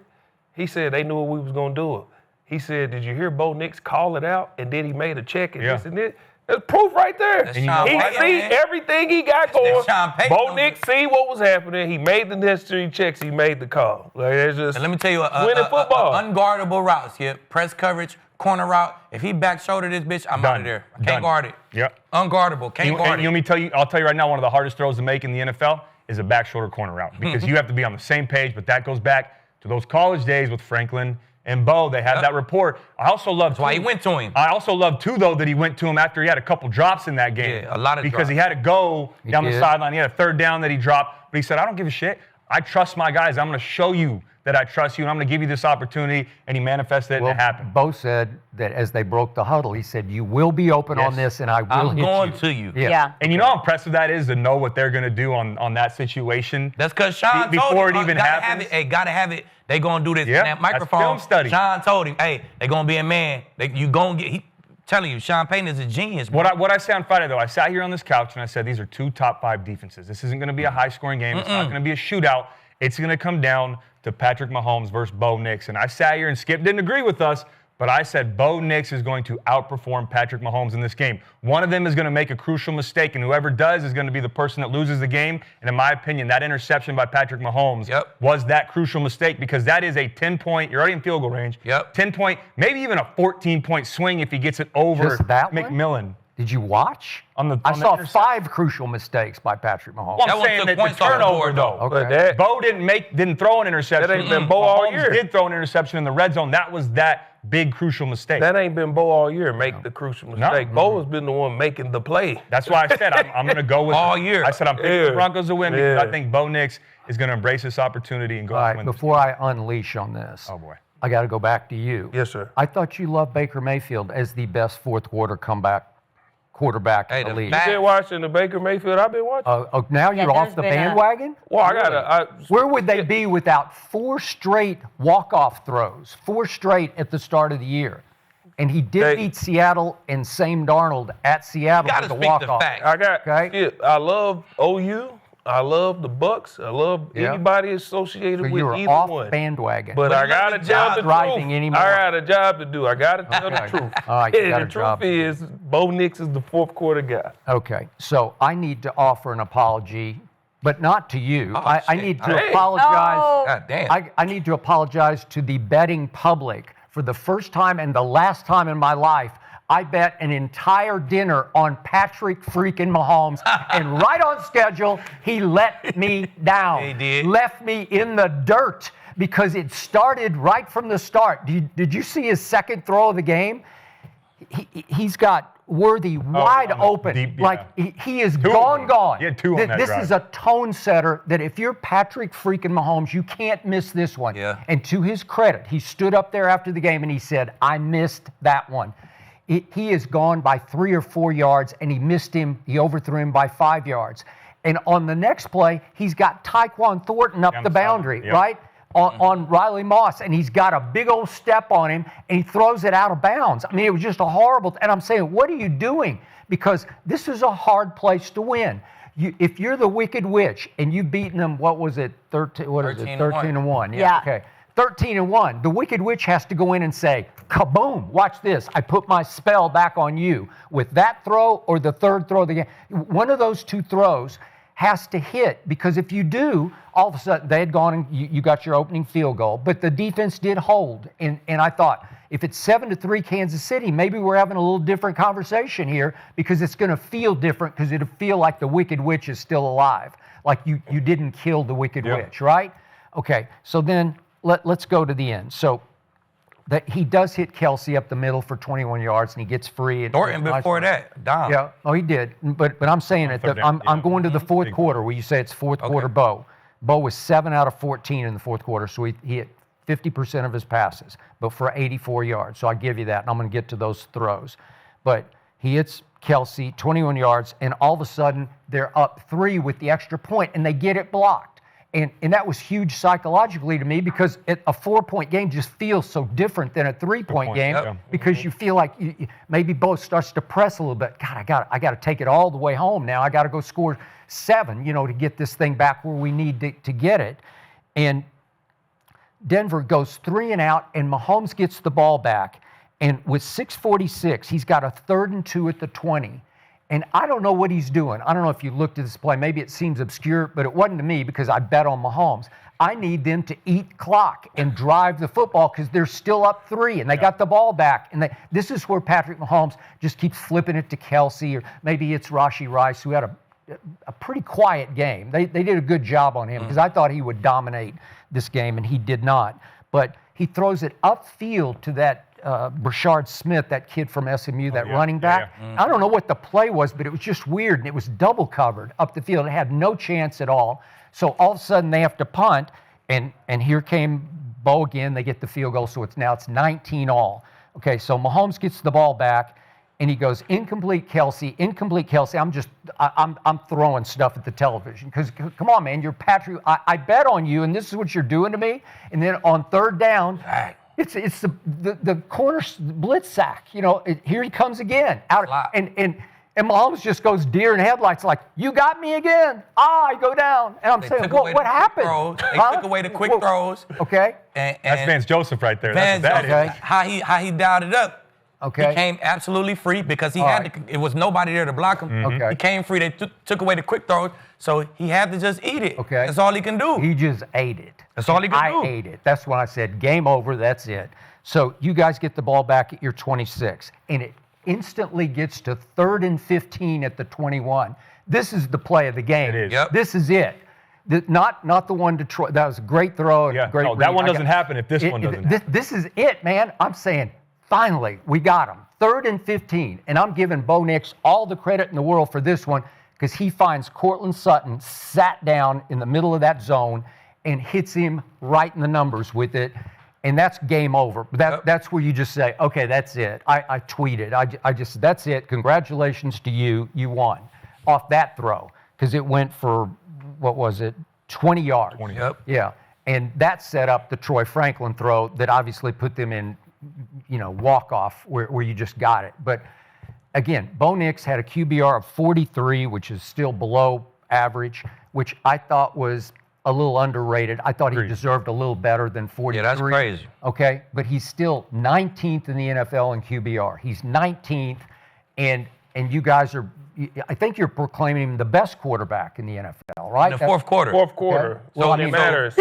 We need to be able to bless you. We need to be able to look at I'm that fourth sneezing quarter. at Bo Nix too. I wish I could We need to be able to sneeze look right at now. that fourth quarter QBR. Yeah. You know what I'm saying? If you could just look at everybody's fourth Yeah. quarter. We and can check probably the look QBR. It's that up. necessary because your whole argument for Brady being the best is just when the rubber needs to meet the In the road, Super and Bowl. you And gotta Baker. get it done. And Baker. The fourth quarter, Baker's he not in gets the it Super Bowl. done. He gets it done. Not And that's close to what the Super matters. Bowl. That's what matters. Yeah, but when Baker has a chance to get it done, he gets it done. Well, same with Bo. But the Bucs defense is Oh, so man. bad right now that you're not even in position to You're close right. the deal. They just, Regardless what the defense is doing, if the game is tight and the quarterback got to make plays, do Baker make his plays? Yeah. Do Bo make his plays? Yep, Yeah. he's been making All right, well, that's all we saying. Okay. This year, Bo better than Baker in the fourth quarter. Okay. Even with his fourth quarter comeback. But who's got the best backup, as in defense? It's Bo by far, right? Easy. I just don't think we can keep This using is- that as a this is negative. not a- against this Bo. is- Like, yeah. You like, know that they're gonna say This what they're gonna is say. not I a know. team question at this point. This is Yeah. If he Bo had a trash is defense- he's handling his business. Yeah. And if he had a trash defense, maybe he'd take more chances and throw more balls. the down play there. calling's different. You know what I'm Yeah, saying? that's The the play point. calling is different. He played the way he played because he got a good ass defense. I got That the is best correct. in the league, so I'm gonna play like this. Well, don't This you how think Sean his Payton want me comfort to play. zone is a little bigger because of that defense? Of course. They're Like gonna they'll make bail the me. throws. They'll bail course. me out, right? Of course, Yeah. but Okay. every once in a while, our defense, we down 19-0 in the fourth. So, hey, fuck what the defense is doing. What Bo got to do? Drop 33 in the fourth. Yep. He did that too. He did that too, right? Yep. So, I mean, hey, I like it, Skip. I've been telling you all along, Patrick Mahomes has been in decline for 3 years. He has. If you go look at the numbers, his numbers versus his MVP year numbers, it just keeps eroding and eroding. Well, he's been in the chip all 3 of them years, Okay. so it's the So- decline ain't that much of a decline. So a year ago, they went 12-0 in one-score games. Now they're 0-5.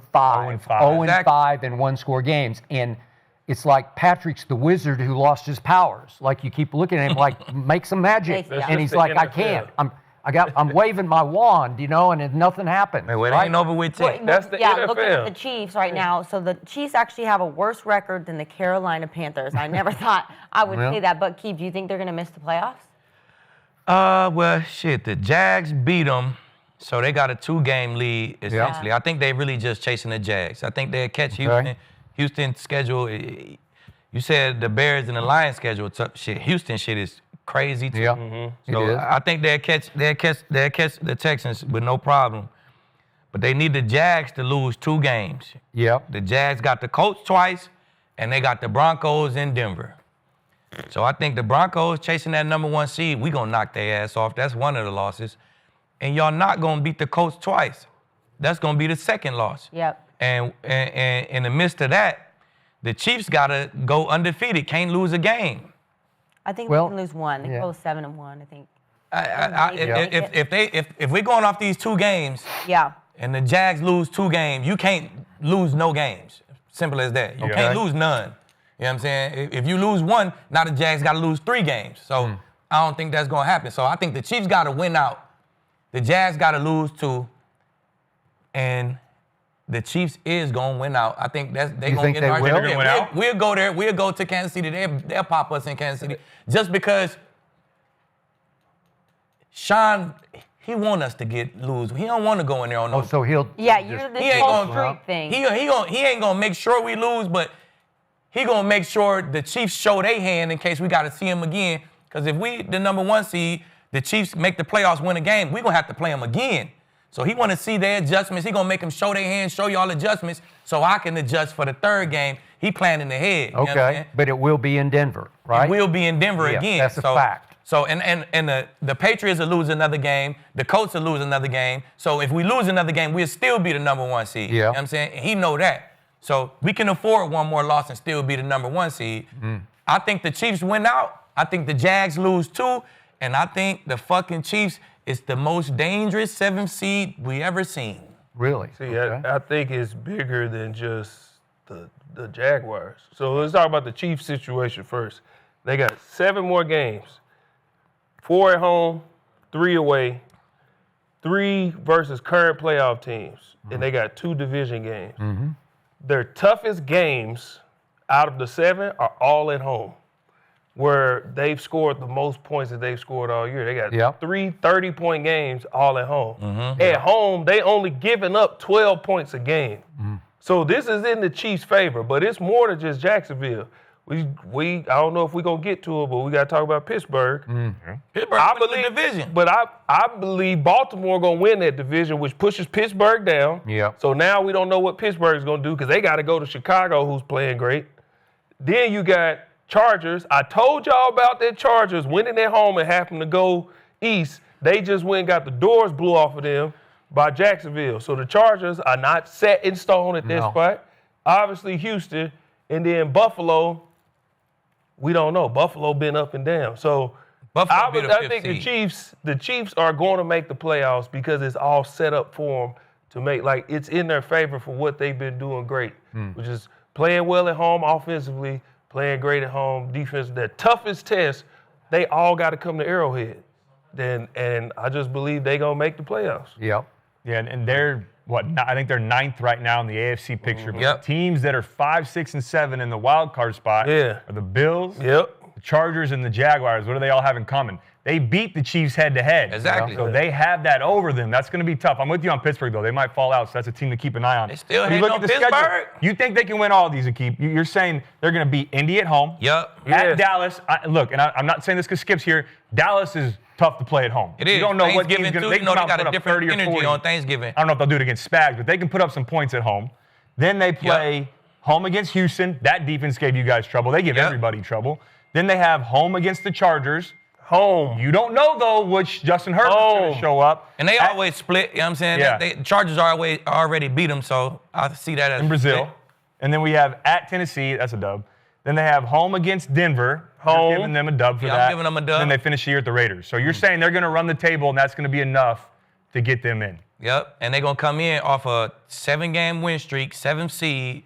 That's fucking dangerous, Yeah, that is. man. And you know what? Every bit of me wants to say, man, they're not going to make it. But even if But they it's win fucking 6 of dangerous. those, they're going to make it. if they the win Chiefs. 6 of those, were they sitting at 11-6? Yeah. That's what. All right. And last year, If 10 wins. they win 6 of those, then they need the Jags to lose 3. Yeah. You know what I'm saying? I don't know if the Jags going to lose 3. Last year, 10 wins, though, got you into the playoffs in the AFC. So I I'm with you. I think But see, fair the and level is enough. the But Jags got those to travel head-to-head west. losses are They gonna got to matter. travel got the west to coach. play the Cardinals, Yeah. which we don't know what the Cardinals, sometimes they look great, but they got to go west. Yeah. Right. They have to go there. And then they got the Titans in. They have to come to Denver. They not beating Denver in Denver. And they got to go to the Colts.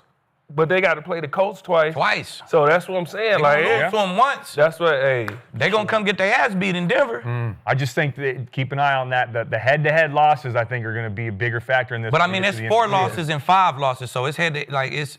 I'm saying though, if they're neck and neck, Yeah. and they still have a chance to go even with the Chargers. Yeah. But the Bills, they don't play them again, and they don't play the Jaguars again, and they already lost head-to-head to them. That could come down. That could be a factor. Yeah, it can. So I think this closing schedule for the Chiefs screams playoffs. Wicked Witch is not dead. Yeah. Nah, he It ain't also dead. screams Really? that the first playoff game they play, could be back in your. Nah, we'll be the number 1 seed. It's gonna be in New England. Okay, but I mean, Drake May. maybe. It's gonna be against Danny Dimes Okay. or Drake May. They gonna see the Wicked Okay. Witch pull up. But I'm going to say I think they'll get back to your place, and if they do, you guys will stomp them. This won't be close this time. You have broken the spell. Yeah, we always play. We really broke it a few years ago. Yeah. Like this same defense, the core of this defense been here, and we've been fucking balling against Well, the when you Chiefs, had them last losing. year and you had a 35-yard walk-off and Exactly. it got blocked. You know what I'm saying? So It's we still play playoff ball against Chiefs, them, so man. I wouldn't say stomp them. If you I want to think- say that I win, think this is they'll win still- handily. This is still playoff Convincing. Chiefs. Yeah, I don't think we stump them. It's still playoff but Chiefs, we'll beat but them. saying that Broncos will beat them is like, but Yeah. They gonna adjust this second Yeah. game. They're gonna have to make some type of adjustment because they're back against the wall. They can't afford to lose this shit. They're gonna come out and adjust and play their best game Yeah. and show their hand. And Sean You know Payton what gonna else take is- them notes and okay, bet. Vance Joseph gonna take them notes. Okay, bet. You know what so else now the gonna third adjust? game, we're gonna have some adjustments to y'all. Yep. And that's usually how it always goes. you know what else Yeah. going to just keep? that defensive player of the year be back. Oh yeah. That changes Oh, yeah, gotta everything be in the back. back end. Gotta be back. Yeah, for sure. man. Shoot. Could've played last back? week. When's he supposed to be back? He'll be back after the bye. Okay. Yeah, we got a bye. They got a and he be bye back. week, and he get. Man. If this was a playoff game, Pat would have been in there. Yeah. Okay. Yeah.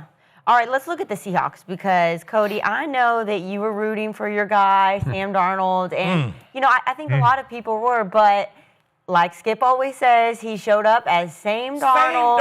Same Darnold. Skip roll with him. Because 4 interceptions, Nah, he had 0 touchdowns. Yeah. Oh, okay, it was just What? Cody. No. I did.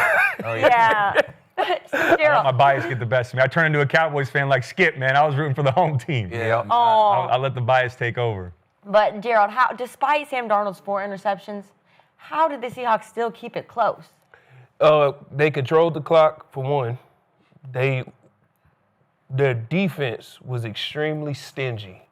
Extremely stingy. So the Rams, you got to think, the Rams got 14 points off 4 picks. Yep. All right? And 2 of those was in short fields. One of them was on the 3-yard line. The other one was on the 25-yard line. Other than that, they had the long 74-yard drive. But other than that, they was 2 of 11 on 3rd down, I think it was. And then they had 2 of 3 on 4th down. Yeah, but other than that, I mean, they controlled the clock. So with that stingy defense and how they played, that's how they stayed in this game. And sometimes you need your defense to have your back. You just, the Rams didn't move the ball like they have been. Matthew Stafford was under pressure 32% of the time. That Seahawks defense was on Matthew Stafford's neck, and Sam Darnold, he's some uncharacteristic things, but that's why you need your team to have your back, even, post-game.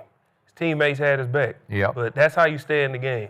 You just got to be stingy. 1 pick, 2 plays later, they got it right back for him. You got to fumble off in the court. Yeah. So that was the formula. They controlled the clock. I think it was 37 minutes to 22 minutes of time of possession. 38. Yeah, 38 minutes to 22 minutes. That's, and then the Seattle was 7 of 16 on 3rd down, and they picked up their 4th down. So they extended drives when they needed to.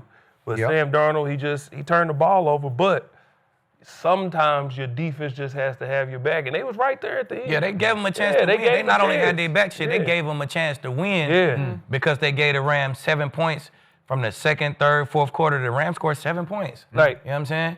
So they definitely gave them a chance to win, but we sat here, and I said it before, the difference in this game going to be Seattle going to get a ball away. They gave it away 4 times. The Rams gave it away 1 time. That's why I will always pick the Rams over the Seahawks because same Darnold. It's going to get tight. It's going to get it's going to be a defensive battle, and Stafford just know how to. He does. He just know how to lean on my defense, not make mistakes, make my plays when I got to make them. When you got good defenses like both of these teams has, you got to play to the formula, man. You can't be Superman every week. That's why the Bills never win a Super Bowl, because he got to be Superman every fucking week. He can't lean on the defense. You know what I'm saying? Stafford, he could lean on his defense, not make the mistakes. He ain't make the mistake. Puka fumbled. It's not on him. The Seahawks, every mistake they made was on Sam Darnold. You know what I'm saying? So, hey, I sat here and said it, man. That's why I ride with the Rams. That's going to be the difference in the game, and that's exactly what happened. Exactly what happened. You want to go first? Yeah, or you me to can go. You can go. All right.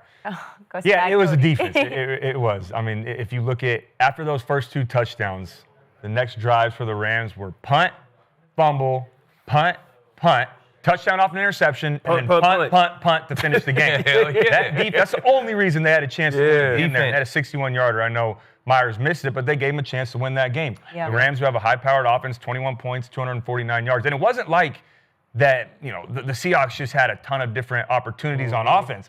The Seahawks had 12 possessions. The Rams had 11. They still had a great opportunity, but they were just 3 and outs. Couldn't get anything going. That defense had Matt Stafford's number. He still had 2 touchdowns. A couple drops, too, by Devonta Adams, uncharacteristic of him. But it wasn't Stafford's best game, but he found a way to get the job done. That being said, though, this offense still moved the ball. They put up 414 yards of offense. That they were moving the ball up and down the field. They were throwing the ball all around. That they got JSN going at times. They got the run game going a little bit. But it came down to those 4 interceptions. And look, Sam Darnold's my guy. I'm always going to ride with Sam Darnold, but I can't defend these ones, Skip. I was watching it. After the first pick, first pick, I'm like, come on, Sam. Second one, come on, Sam. Third one, all I could hear was, fuck, Sam. Well, my son was sleeping, so I didn't say that. But after the third one, all I could hear was Skip Bayless in my ear saying, Sam Darnold. And I'm like, don't say it. And then after the jump pass interception, it's like, dog. Skip, I said same Darnold so many times yesterday. He did, and I'm telling you, that's all I heard. But those are on. I can't defend him. The first one, it's one robber. You're falling away. Just don't do that. You're just panic check it mode, down, bro. Move on. Throw it away. That's fine. Then the second one, he has that out route. They're playing quarters of the field. The corner sits on it. He jumps it. You're late. You already hesitate. You double clutch, and then you throw it inside to a field out route. That is tough to do with the corner sitting right there. Can't do that. The third one, they played cover 6. They had cloud to the boundary, quarters of the field. You have a bender versus cover 2. I'm fine with that. But as soon as the will carries, I'm off that. I'm going straight to the back. I'm moving on. Don't make a bad play worse. The defense is going to win sometimes. And then that last one, 3rd and 3. You're in field goal range, borderline. You have a chance there to get some momentum. You're down 9. Your defense is playing great. And he comes out. Instead of taking off and running or just going down and going for it on 4th, he does a jump pass. I don't know what he was doing on that one, man. I can't defend it. He does a jump pass, tries to throw it. It's a pick. Which is crazy because he made a lot of really good plays yesterday. He did. But the ones them boneheaded was like, but that's dang, dog. That's Same Darnold. Look at the Tampa Bay game. They come out against Tampa Bay. Dime, ball puts up 35, and then Skip says, well, he's going to be same Darnold and throw a pick at the end to lose a game. I'm like, he threw the this is exactly what I was trying to tell you about Danny Dimes. But whatever, we ain't talking about him. But whatever. But yeah, I can't defend it, man. I still believe in Sam. There's still a lot of football left to play. I love that his teammates are defending him. They still have a chance to do something special this year. But they've had a it's great just season. tough. I was hoping he was going to beat that narrative of the big time play, the big time games. When it matters most, all eyes are on you. I was hoping he was going to come out and perform really well, but unfortunately. Okay, so I obviously was not at all surprised by Sam Darnold's 4 interceptions, but I was astounded by how the Seahawks, in every other way, shape, and form, dominated the Los Angeles Rams on the road, where, by the way, they had won 10 straight games. But I don't know if I've ever seen a weirder game where such a high-powered offense at home, Matt Stafford, Sean McVay's offense, got utterly dominated. It did. Matt Stafford threw for 130 yards. If you told me that before, I'd have bet a lot of money that he'd throw for over 200 yards. If that had been our pick, I would have gone above 200 because he just does it in his sleep. When you have those two receivers, Devontae Adams caught 1 ball for 1 yard. It was a touchdown, but 1 ball for 1 yard on 8 targets? Are you kidding me? And then all the numbers you guys have read, if you go down them in a row, it was Seattle 26 first downs to 12 for the Rams. 26 to 12 plays, 79 to only 50 plays for the Rams to your time of possession. Then you talked about third down, 7 out of 16 versus 2 of 11, and they also converted on a fourth down. Yeah. And then the total yards you mentioned, 414 yards by the visiting team to only 249 by the LA Rams at SoFi. Are you kidding me?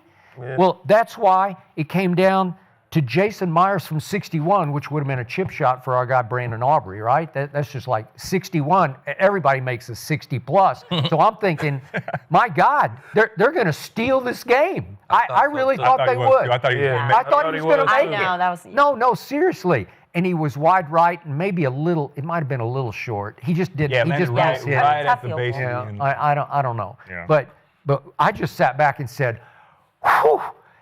That's the first game I've ever watched in which this quarterback predictably threw 4 interceptions and almost stole the game. Are you kidding me? Damn good defense. So I actually gained respect for Seattle as a football team because they're flat out legit. Yeah. That defense, it's right up in the ballpark with the Eagles and the Broncos. To me, it's in the ballpark. It is. Yeah. But that's back to the point I was making about Philly. All them yards, all that he did, but them 4 turnovers. You can't. Right. He had 4 yesterday. Philly got 4 all year. Yeah. They taking care of the football. They do. So even if you can't get all the explosive plays and all that, Philly is good in the red zone too. We not giving them the ball. Exactly. And that's what happened. All these yards, all that, that's cool. If the you Seahawks gave them the ball. If the Seahawks would have had Hurts or Bo, they would have won that game. Ooh. Oh. Well, you could argue that. No, I mean, I agree. Because it wouldn't have been 4 turnovers. The only thing the Rams did times. was they cashed 3 out of 4 in the red zone, and Sam Darnold cashed 1 out of 4. Yeah. So that was the football game to me. Yeah. And crazy. That's the thing with Sam. And remember when they played Jacksonville before that game, what he said to the media, or after that game, and I was fully bought in. After the game, he said, you know what? I came out today and I said, I'm just going to take a profit. I'm going to take what the defense gives me. I'm not going to compound the problem. I'm not going to make a bad play worse. I'll take a check down. I'll take an underneath throw. And he did that. And it was great to see. And I'm like, all right, he's turning that page. And he's been playing good since last year, don't get me wrong. Yeah. But now that he's recognizing that, and he's been working with Kubiak, and he's been working week in and week out with this offense to where he's comfortable to say, all right, I'll just take the underneath stuff. And when the big play's there to JSN, I'll take it over the top. I thought he turned the page. Obviously not. Since that game. That ain't him. Yeah, since that game, he's had 7 interceptions. It's the biggest issue with Sam Darnold, and you guys have heard me say it a lot, is, and I love Sam, but he doesn't know consistently when it's time to be Superman and make that big-time play, or be Clark Kent and just take a check down or throw it away, or even take a sack sometimes. Those fadeaway throws and the jump passes and trying to do too much, you can't do that when you have a defense like they have. No, but that's what I was saying earlier. You're saying that earlier. You got to know when to just that's what made him the number 1 pick or whatever he was. You know what I'm saying? Because he wasn't 1. Baker was 1, but he was, the number, what was he, 3 or whatever, a top first-round pick because of who he is. That's who he is. That's how he got to where he is today by being Superman. So that's his makeup. You know what I'm saying? And hey, Superman ain't always a winner, bro. I'm going to take a winner before I take Superman. But, Lee, this is what I was saying, what separates the good quarterbacks from the great ones. That might be who they are, but they know when to do that and when not to do that. And that's what separates them. But like who? Like Peyton, Brady. But them guys they take hella check downs.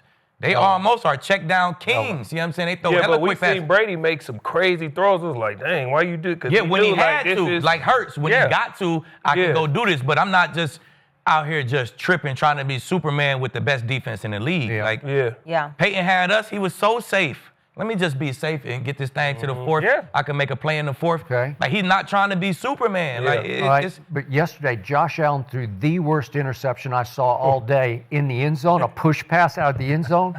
That He was gets ridiculous. picked. Like, come on, man. And then what's he do? He's going to give you 6 Yeah, touchdowns. he's going to give you through those, 6 Skip. touchdowns. Exactly. So it's like, it Sometimes, doesn't sometimes matter. it works. You Skip. forget Sometimes about it it, works. yeah. Okay. Sometimes being he Superman is works. Superman. He is Superman. Yeah, Josh sometimes it Darnold- works. He has to be. I mean, Sam Darnold is like fake Superman, right? I don't even think he's ever said. And I'm gonna Sam take a quarterback who got Sam the- Darnold Well, every time. I'm gonna take a Ultraman. quarterback who got straight winnability before I take a Superman. Yeah. I'm gonna build my defense and give me a quarterback with winnability like Jalen Hurts. Jalen Hurts. Like Bo Nix. I don't need Superman, bro. Superman is for to sell jerseys and be on the hot. Jerry Jones wanted Superman, Yeah. so they could stay in the spotlight. That's true. I don't need that. I'm trying to win the chip. I want you to play. You play to the formula, bro. Don't turn the ball over. Make some key plays in the fourth quarter when it count, and I'm good with that. That's what I want from my quarterback. Well, I'm sorry for Sam Darnold, Cody.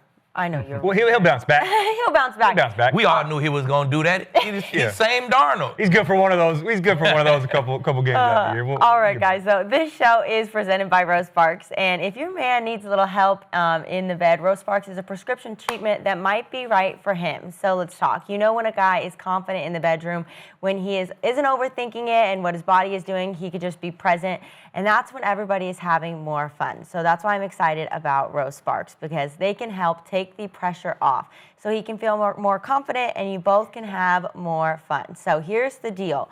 Rose Sparks is a 2-in-1 prescription treatment that contains sildenafil and tadalafil, the same active ingredients found in Viagra and Cialis. What makes Sparks special is that they dissolve under your tongue, which means they can hit the bloodstream faster than pills. And once the medication dissolves, Rose Sparks works in 15 minutes on average. Plus, because of their dual action formula, Sparks can stay active for up to 36 hours, so way more fun. And the whole process is easy and discreet, so Rose connects you with a medical provider through an online visit, so there's no awkward in-person appointment. So if approved, treatment ships straight to your door. If prescribed, new sexual health patients get $15 off Sparks on a recurring plan. So tell your partner to connect with a provider at ro.co/grid to find out if prescription Rose Sparks are right for him. That's ro.co/grid for $15 off your first order. Compound drugs are permitted to be prescribed under federal law, but are not FDA approved and do not undergo FDA safety effectiveness or manufacturing review. So for full safety information, go to ro.com/safety info. So if you're looking to spice things up and help him feel more confident in the moment, check out Rose Sparks and see if they are right for him. When he's confident and relaxed, everybody wins. Now, you guys, let's get to a little drama, because we love a little drama in football. It's not just about playing football. We have Jalen Ramsey. He punched Jamar Chase. And when I saw this, I'm like, what is going on? But then after, he's saying that Jamar Chase spit on him. But Chase is denying that. So let's check out what they have to say. What happened over here? Exchanging words. He was saying that you spit on him. Did you spit on him? I saw spit. I ain't never opened my mouth to that guy. What do you think prompted the reaction from him? Well, he don't like some of the words I told him. We've been going back and forth the whole time, so I'm sure some got under his skin. He spit on me, so it's up. I don't give a fuck about football after that. Respectfully. Ooh, Aqib. Man. Whose side? You've been in some debacles in your day. Of course, Aqib going first. Whose side? A fight, altercation, leave. Yeah. What you think? What you think, Lee?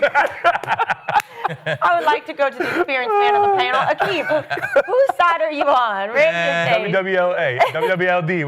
What league do? What would leave, dude? I ain't on neither one of their side, honestly. You know what I'm saying? Okay.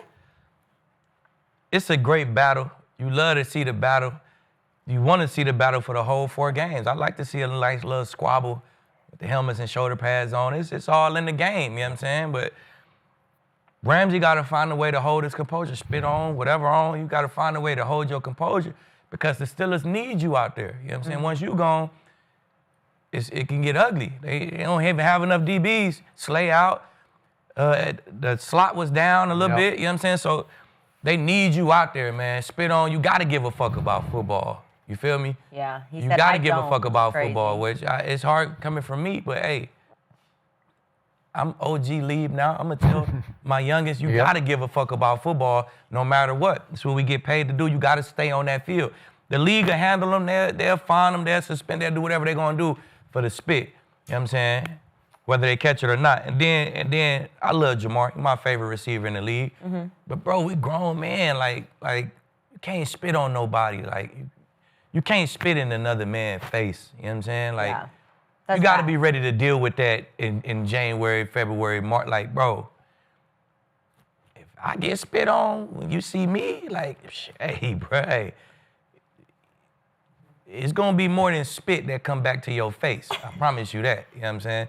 But he grown, bro. I know I'm hoping he was like saying like, I swore, and spit just flew out his mouth. Like he ain't do it on purpose.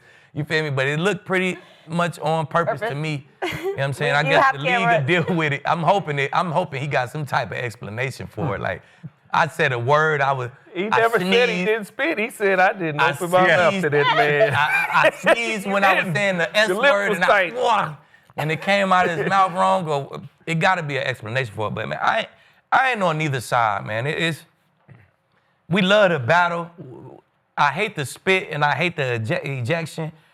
We got to find a way to stay in the game, and bro, we can't do no fucking spitting, bro. That's out of line. Yeah, you can't do the spitting. But he said he never said he did spit. He said I had to open my mouth to him. His lips was tight when he did it. So, you got to open your mouth to spit, right? I know. He spit on him, and it's just where I'm from. There's a couple things that's disrespectful. Putting your left hand out to somebody when you go to shake their hand. It's disrespect. Skip where I'm from. Calling somebody the B word. That's where I'm from. That's a no-go. Yeah. Open hand slapping somebody and spitting. Spitting is the ultimate disrespect. Okay, I got to write these down. And write those down. You come to Oklahoma. Do not do that. Yeah, don't do that. So you could sock somebody and be cool. You cool. Because it's like, I respect that. But if you open hand slap me, that's like, bro. That's disrespectful. Think of the league. I feel it. If somebody punch you, like, all right, let's scrap. But if somebody slap you, you know they have no respect for you. Punch, push, slap, that's disrespectful where I'm from. Yeah, but I'm saying it is, but an open hand slap is like, that's you know what I'm saying? But the spit, like, come on, man. I don't know where this spitting epidemic is coming from. But we got. There is an epidemic. I don't know what is going on. Man, love to spit this year. Ridiculous, man. Yeah, you just can't. So I understand Ramsey for reacting, but like Lieb said, you got to keep your composure. But man, you spit, it's like.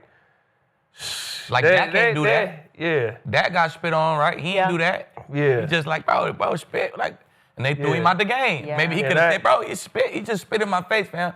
And maybe they throw him out the game and he out instead of you know what I'm saying? Yeah, and I think it was the back and forth that led up to it. Yeah. And then the spit was like the, Game I don't want to call it icing on the cake, but you just can't. It was. It Yeah. just. Why is that the thing right now? I don't know. Why is everybody spitting this spitting epidemic? I don't know what it is. Pause, but I'm saying, why is everybody spitting on? Like, why is that I don't know how to say that, not in a weird way, but you know what I'm saying? Like, Carter doing it. Now you got Jamar Chase doing it. I think some dude in college did it too earlier this season. It's happened before. Yeah, it's been like the thing. No, but I mean, it's happened way back. Maybe just everybody's doing it now. So There's one, but like this many times in like a season. Before your time, J.J. Stokes on Monday Night Football. Do you remember this? Yeah, Bill Romanowski shit. Spat on him. Yeah. That's wild. But I mean, that's like one time in a season. That wasn't like multiple occasions. This is the new thing. These ain't like, and these ain't just like random people. These is guys doing it. Like Jalen Carter, Jamar Chase are guys. You know what I'm saying? Like it's just, I don't know. They got to cut. Yeah, I mean, that's tough for me to defend, and I get that he said after the game, I didn't open my mouth to him, so maybe he's not lying technically by saying he didn't answer directly. I didn't spit. He just said I didn't open my mouth. But I think how Ramsey reacted was warranted. I mean, I don't know a lot of people that would let someone spit on them like that and not in the moment when your emotions are high, you're in the middle of a game, not react like that. And they've been going at it for a while now. So. I mean, but that's the get back you want. Somebody spit in your face. I want to grab your face and shake you. Nah, hey, bro, you gonna get that get back. What would you? Okay, so you're Jalen Ramsey. But you saying that? I'm Jalen Ramsey. The game hadn't started. Bet, my boy. With that, I'm gonna see you at Pro Bowl. I'm gonna see you somewhere else. Okay. I'm a sock fire from your face, live in person, no pads. But think about it. Hey, put you on your ass. Think about this though. You said you were socking. Same. You said you were socking. Yeah. But what if you slapped him? Hey, think about that though. Slap Darren over the Now you sock them, they'll be like, all right, I I'm expect trying to to put him punch. to sleep, though. But if everybody around you like, bah, with, I mean, just the whole. If everybody around and he be waking up, I want that more. You know? I might not put him to sleep with the slap. I want to put him to sleep. What would I have done, Key? What do you think I would have done? You would have did what Dak did. I would have told. You would have told on him. I definitely would have snitched. You definitely would have snitched. Motherfucker spit.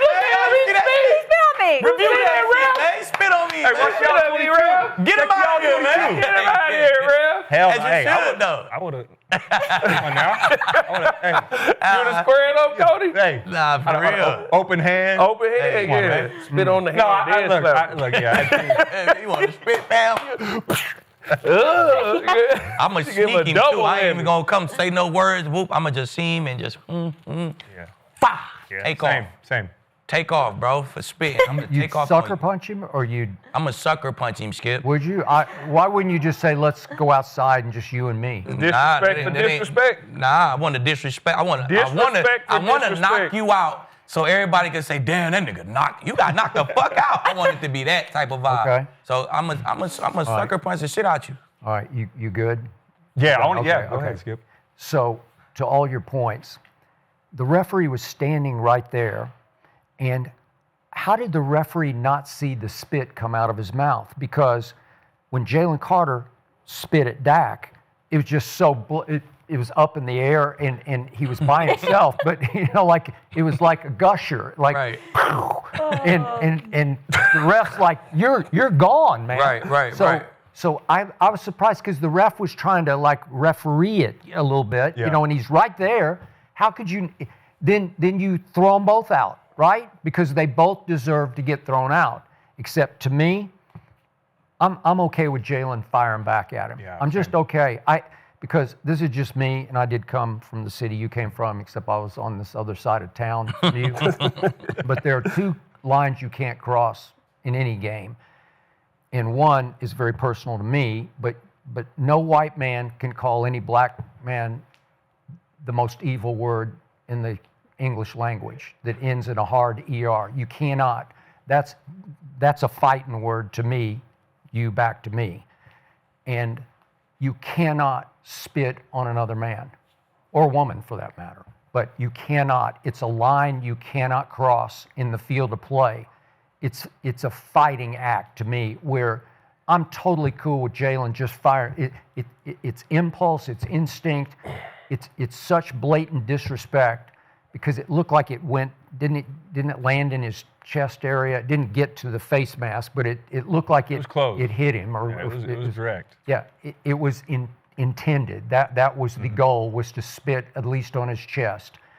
And that, for me, that's game over where he is within his rights as a human being to swing. And I get your point. If you can step away for just a second and say, my football team needs me, that's a powerful point you make. But you're making it from that seat right now, and you've done a lot of growing, man. You've been through a lot of stuff in your life, and you saw the results of it to the point that you're capable of sitting there, right, which shows incredible maturity to say, no, you can't do that for your football team's sake because Slay is out and the corners, the slot corner's out. You're correct. And I thought when it happened, like, is Fluco going to get them back in the game now? Because I did. I thought, this could be a turning point, but it was not.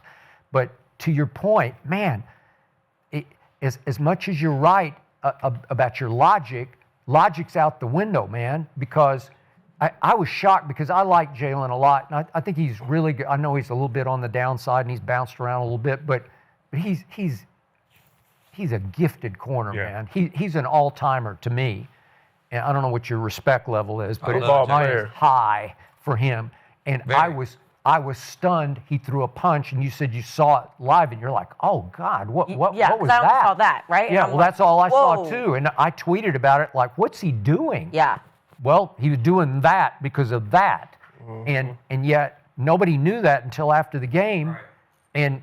And that's crazy to me that the referee didn't do a Jalen Carter and say, you're both gone. You could do that, and I'd be fine with it. Because once you throw a punch, there's no way any ref's going to be able to say, it was okay, you deserve to throw the punch. They're just not going to defend you like that. Yeah, I just don't feel like that's the get back you want. Is Jalen happy now that I punch grabbed his face and shook his head and he just sit there and did like this?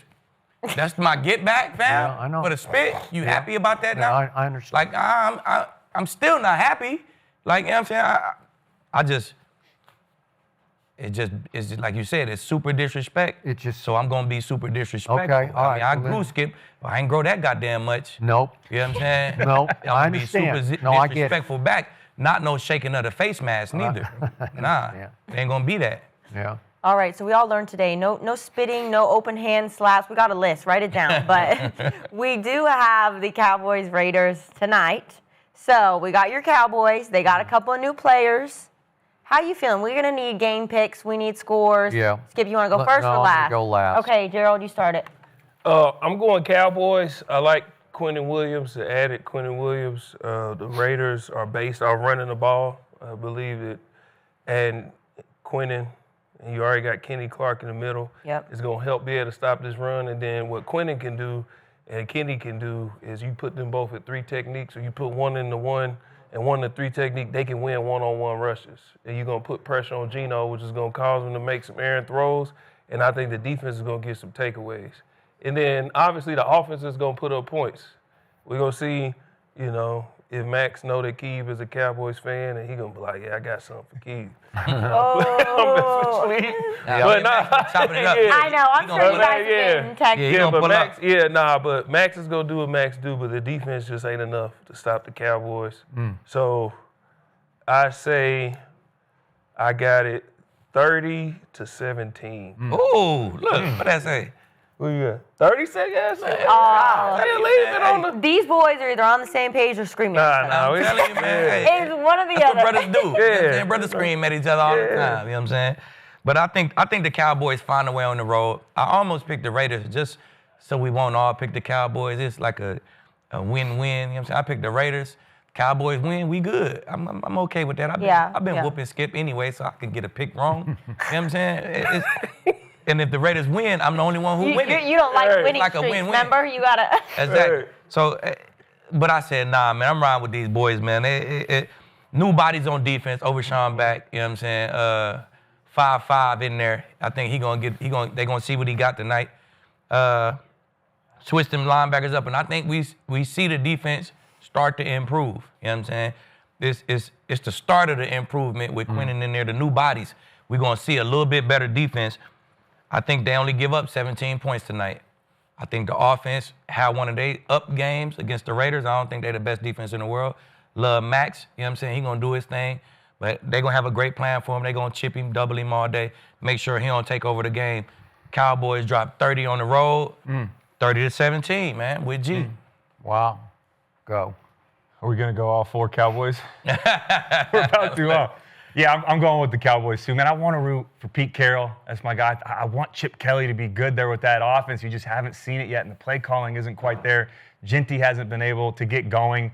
Big part of that is the offensive line, though. They got to block better for him up front. Geno has been disappointing this year, especially when it comes to protecting the football. I just haven't found it yet on offense, regardless of how bad Dallas has been on defense. But I'm with you. I need to see it first, but they're starting to get some guys in there, and they can turn a page. I think Eberflus can get them right. But offensively, I think Dak gets back on track. This offense gets back to how they've been playing all season long. I have them winning 31-24. Really? Yeah. You going Cowboys? Well, the last time that we all picked the Cowboys on Monday Night Football was the Cardinals. You remember that? Do I? It did not go well. So only for you, Skip, just for the juju. You don't have to. And for the do this. win-win. For the It's a juju win-win of for you. Skip, I'm going to just say the Raiders There because you go. nobody cares about my pick. All right. Just kidding, you guys They do right? care. You They do? care. They care. I'm joking. Okay. I am also going to pick the Raiders. Ooh. I am picking the Raiders. Whoa. Wait, what? Oh, I'm okay, then picking the Raiders. can I go Cowboys now? Dress like this? Wait. This is funeral attire. Is this reverse psychology? Or I was trying to be sweet Nah, for he you. don't like it. Wait a Just minute. me. I still have not recovered from what happened 2 weeks ago at Jerry World on Monday night. Yep. I saw my offense barely score 10 points, barely score, that they had 3 points through 3 quarters, and scored 10 total points against the Arizona freaking Cardinals at home on Monday Night Football. I'm still numb from it. I can't get over it. And you guys are, I hope you're right. What'd you have, 31-24. 31, 30, 30. So you guys got them at least scoring 30 points. They had dropped 30 tonight. Yeah. And they scored 10 at home against the Cardinals. That's my problem. So I love me some Quinnen Williams. I thought he was the single biggest, best acquisition at the trade deadline. Thank you, God. Thank you, Jerry Jones. I like Logan Wilson to add to our linebacker core because he's high IQ. He's been there and done that. He played at a high level in a Super Bowl game for your Cincinnati Bengals. So he's on our side now. DeMarvion Overshown is a football player. He's a game wrecker. He plays kind of a monster hybrid safety linebacker, and he's everywhere. He's their best blitzer.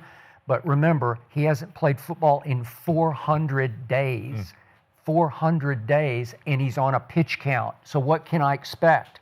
So that Revel kid that we drafted, we stole him in the 3rd round, and you should check him out because he's out of East Carolina, and he's 6'2", 200-pound cornerback who everybody said was going to be a first-round pick until he tore his knee all to hell. And he's going to try to come back and play on a pitch count tonight and play some corner tonight, and he is a press corner. He is a difference maker because he's a physical will imposer at corner. So I'm looking forward to all that. And I think we're going to have Malik Hooker and Donovan Wilson back. They said they're both going to try to play at safety. Okay, so we're coming off a bye week. We're a 3.5-point favorite. And yet, you guys, can you throw all those pieces? Can you revitalize and rebuild your defense in 2 weeks? That's why I said I got to see it. 2 weeks? But you're playing against the Raiders. You're playing the Raiders. Yeah, they Okay, got I got a it. high-powered offense. You know what I'm saying? Okay, I got it. But I fear that Genty's going to have a breakout. I just do because he's that good. You guys have all argued. Genty has for him. 70 yards and a touchdown. All right. Yeah, but they added Quinnen. That changed. I'm telling Okay, you, man. I hope that so. 3 technique and right Ken there. Clark And is he could also stop his Having run. that, you Okay, got now I Kenny hear don't have you. to play it. You Okay. put him in nose, put him in 3. Brock Bowers has had a knee issue, but he's had some monster games, and I think he'll have a pretty big game tonight. So I can't even trust my offense to score 30. I'm just not sure. I hope you're right about this, but I'm just tired of picking them, and I'm tired of having to come back and sit on this seat, and you say, "Are you sad today?" You know, okay, like seriously, you always ask me, "Am I sad?" Are you Every sad? day. You know, it's. Are you okay, Skip? Like, am I okay? Well, I'm so not okay that I'm saying the Raiders are going to win this game 22-21 just because I'll believe it when I see it. I'll just believe it because of all this. I love all the new pieces, but man, it's hard on the fly in the middle of a football season when you're a bad football team at 3-5-1 to say, flip the switch. No, they're not going to flip the switch. Okay, the coordinator did not get traded at the deadline. Nope, the coordinator is still there. The players are going to be totally different. Now, Okay. the coordinators is one thing. At the end of the day, the players Hey, are I the got ones it. who And play. I hope magic happens. I hope it's like you throw all the pieces in the pot and it goes kaboom, right? Yeah. And it No, works. They still the going to get. players are the ones that play. Yeah. Those players are playing the Raiders. Yeah, exactly. They ain't playing the Raiders. Exactly. They're going to play the Raiders. And, Yeah. Skip's so damn good at this. I can't tell if he's going reverse psychology. you know Skip He does is reverse Skip psychology. Bayless. Well, I'm Let's just not tired. forget I'm Skip tired Bayless. of really picking it. believes that the Raiders Listen, are going to beat his Cowboys. I'm going back 2 years ago. Gino, when he was a Seahawk, Seattle, yeah. came on a Thursday night to Jerry World, and it went to the bitter end. And he was throwing parties on us. But man. that Seattle team was no, I better than understand. the Raiders. I got Way it. better. Yeah. I understand. But he is capable of completing passes. He is capable. He is. No, he's a good player. Yeah, It's he's just, pretty good. you know, when you get in as a quarterback, when you start having turnovers and you get into that slump, it's hard to get out of it, and your confidence starts to go a little bit. And then the play calling hasn't been great. The run game with Genty, I think, will get there, but it's not there right now. It's tough to get a rhythm on offense when you don't have that go-to So guy. I'll throw 2 other quick points at you. Okay. So my coach, Coach Shoddy, he says he already made an excuse for the defense because he said, I'm going to let the cat, this is his quote, I'm going to let the cat out of the bag early. We will make mistakes on defense on Monday night. So he's already building an excuse. I don't want my coach to say that because he's saying everybody's new, we're going to make mistakes and it's going to be okay. Well, it's not okay. So I don't like you to set the tone there. And then he also, because they're dealing still with the suicide and the loss of Marshawn Nealon, which was a terrible, terrible thing that happened. Yeah. but it blindsided this football team. It shell-shocked this football team. And Coach Schottenheimer is still saying, he said, for some guys, getting out on the grass, meaning out to play, getting out on the grass on Monday night will be painful, but that's okay. We're going to give each other grace and time. Well, is my team so shell-shocked that it's not going to be able to refocus for this football game? Because they've been through a lot. They've had prayer vigils and a breakfast over this, and I don't know, because you never know about the psyche of a football team. Can you get it back together in time even for the Raiders? I don't know. So that's a big X factor hanging over this game, to the point that the truth is, I don't know what's going to happen. I think the game is the escape from that. Well, for some it is. Like getting back to the game, that's the escape, man. I lost my mom when I was 19 on a random Monday during summer workouts. And I had to deal with that. We went through the next week, we had the funeral. That next week, I was right back at workouts, because that was how I got back. That's you know how what you I'm saying? do it. That's how you do it. So, and that's in college, and that's summer workouts. At this level of the game, like Lieb said, he just said same thing happened with him. But getting back to the game, that's how you escape and get out of there. So I think it's gonna be the exact opposite. I believe they're gonna put on a show, and play inspired because of that. Well, I'll never be happier if I can come back here tomorrow and say you were all correct. Even you wanted to. Yeah, I'm gonna flip now. I was playing you okay. up, but I'm gonna take the Cowboys back here, and I'm gonna say Cowboys for us, Raiders for Skip over here, and I never thought I'd see the day that Skip is always not prepared. picking the Cowboys. You had an all-purpose fit today. You got the Raiders fan fit. You got the party fit. You got the leave the dinner fit. You got It's all in one. He's going to the game after this. You know what I'm saying? I got one question. Are we about to wrap, Kinsey? Because I got one question. Go ahead. We might address this tomorrow. I won't be here tomorrow, though. Are we not going to talk about the hands inside, the hands outside? Are we going to save it for tomorrow? If we save it for tomorrow, it's fine. We can talk about it. But I won't be here tomorrow. So first off, I know Lieb is highly intelligent. He's ultra prepared. I am. He's a great player on the field. He's a great businessman and media member off the field. I am. And he's a wizard with words. But this show is recorded. Okay? And if you go back and listen to what I said, I never said anything about outside the shoulders. I said hands on the shoulders. And let's just wait. Hold on, Lee. I promise you, after this, I will have no rebuttal. If you don't want to say, if I'm a fan and I'm listening, and I'm going to say, okay, let's go with Gerald. He had some success as a defensive lineman. But Terrell Suggs, he's a Super Bowl champ. He's a defensive player of the year. He's definitely going to the Hall of Fame. Let's listen to Terrell Suggs and what he said. I would say the same thing if he was talking about something that I actually said. But you know what? Let's just use logic. Let's use reason. And let's use physics. Okay. So if you put your hands on the shoulders at this point, right here, a lot of the offensive linemen zone block. So if I'm zoning this way, and I have to escape, if my hands are inside, I cannot control the offensive line. If my hands are outside, I will get thrown out the club, which is what Terrell Suggs said. I said hands on the shoulders because you can open up and close the shoulders. You can grab and control offensive line. I never said outside, I said on. Can I go now? You can have the rest of the show, my brother. Whether your hands are outside or on the shoulders, Suggs said inside.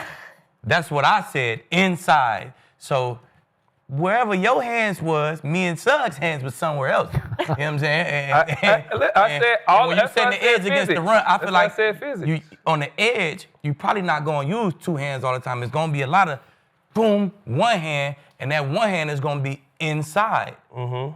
And that's what Parsons was doing a lot. If your hand is inside and the offensive lineman hand is outside, he's going to wall you off. Because offensive linemen, they're not always taught to move you off the ball. They're taught to get in the way and wall you off. But if you have hand control here, you can grab their shoulder, snatch his shoulder down, come over the top, and fall back into the gap. You can. So you can do the same thing with your hand right here as well. You can set an edge and keep the outside arm free. If he bounce, I got my outside arm free. If he cut up, I can snatch him down and Where you fall gonna back snatch inside. it? Your hand gonna be Right here, I'm right in the Oh, pads. so you can't do that. Yes, Yeah, you can. You do that. snatch Nah, down. You can't snatch here. That's it. You can snatch right in the pads. You know right the there, league getting soft. They called it. Nah, they don't call that, man. Suggs do it all the time. He just Suggs just. See, I thought we was gonna fight. That's why we got our fight out the way, So I man. still was right, Skip. Right. Right? This is making my head hurt. I'm just saying. It was, Hey, well, the group chat was wild. So I'm like, saying. we're gonna go a whole 2 hours. No, but we was like, whatever. I know y'all we wanted flew home together and flew Hey, but back I tell together. y'all, you know what? Like this. I tell y'all what. Hey, chat and fans, thank y'all for all them clicks, all them man. likes, all them comments. Gotcha. Keep them coming, Look, man. look. Yeah, keep it coming, baby. Yeah. Cody, you better be, hey, listen, you better be glad you ain't be here tomorrow, man. Hey. We didn't leave and get a chance to jump you today. We was, When that happened too, I was reading the chat and someone said, Cody's just happy he's not here because he'd be scared. Hey, I would have been over here. I've been over here like this. like when they told you it's time to go in that game. Just like that Dolphins game. Right. All right, guys, we're going to wrap here, but you never know what's going to happen on the arena. You could be screaming, you could be having a nice, polite conversation, but I think you might need to, take Aqib to dinner, too. I think you might need to join Yeah, I the was food right, Because yeah. what I heard, I don't know. For sure, But yeah. we'll wrap here. Thank you guys so much for watching. We're going to be back on the couch tomorrow, so make sure we see you there. Make sure you like, subscribe, and see you tomorrow.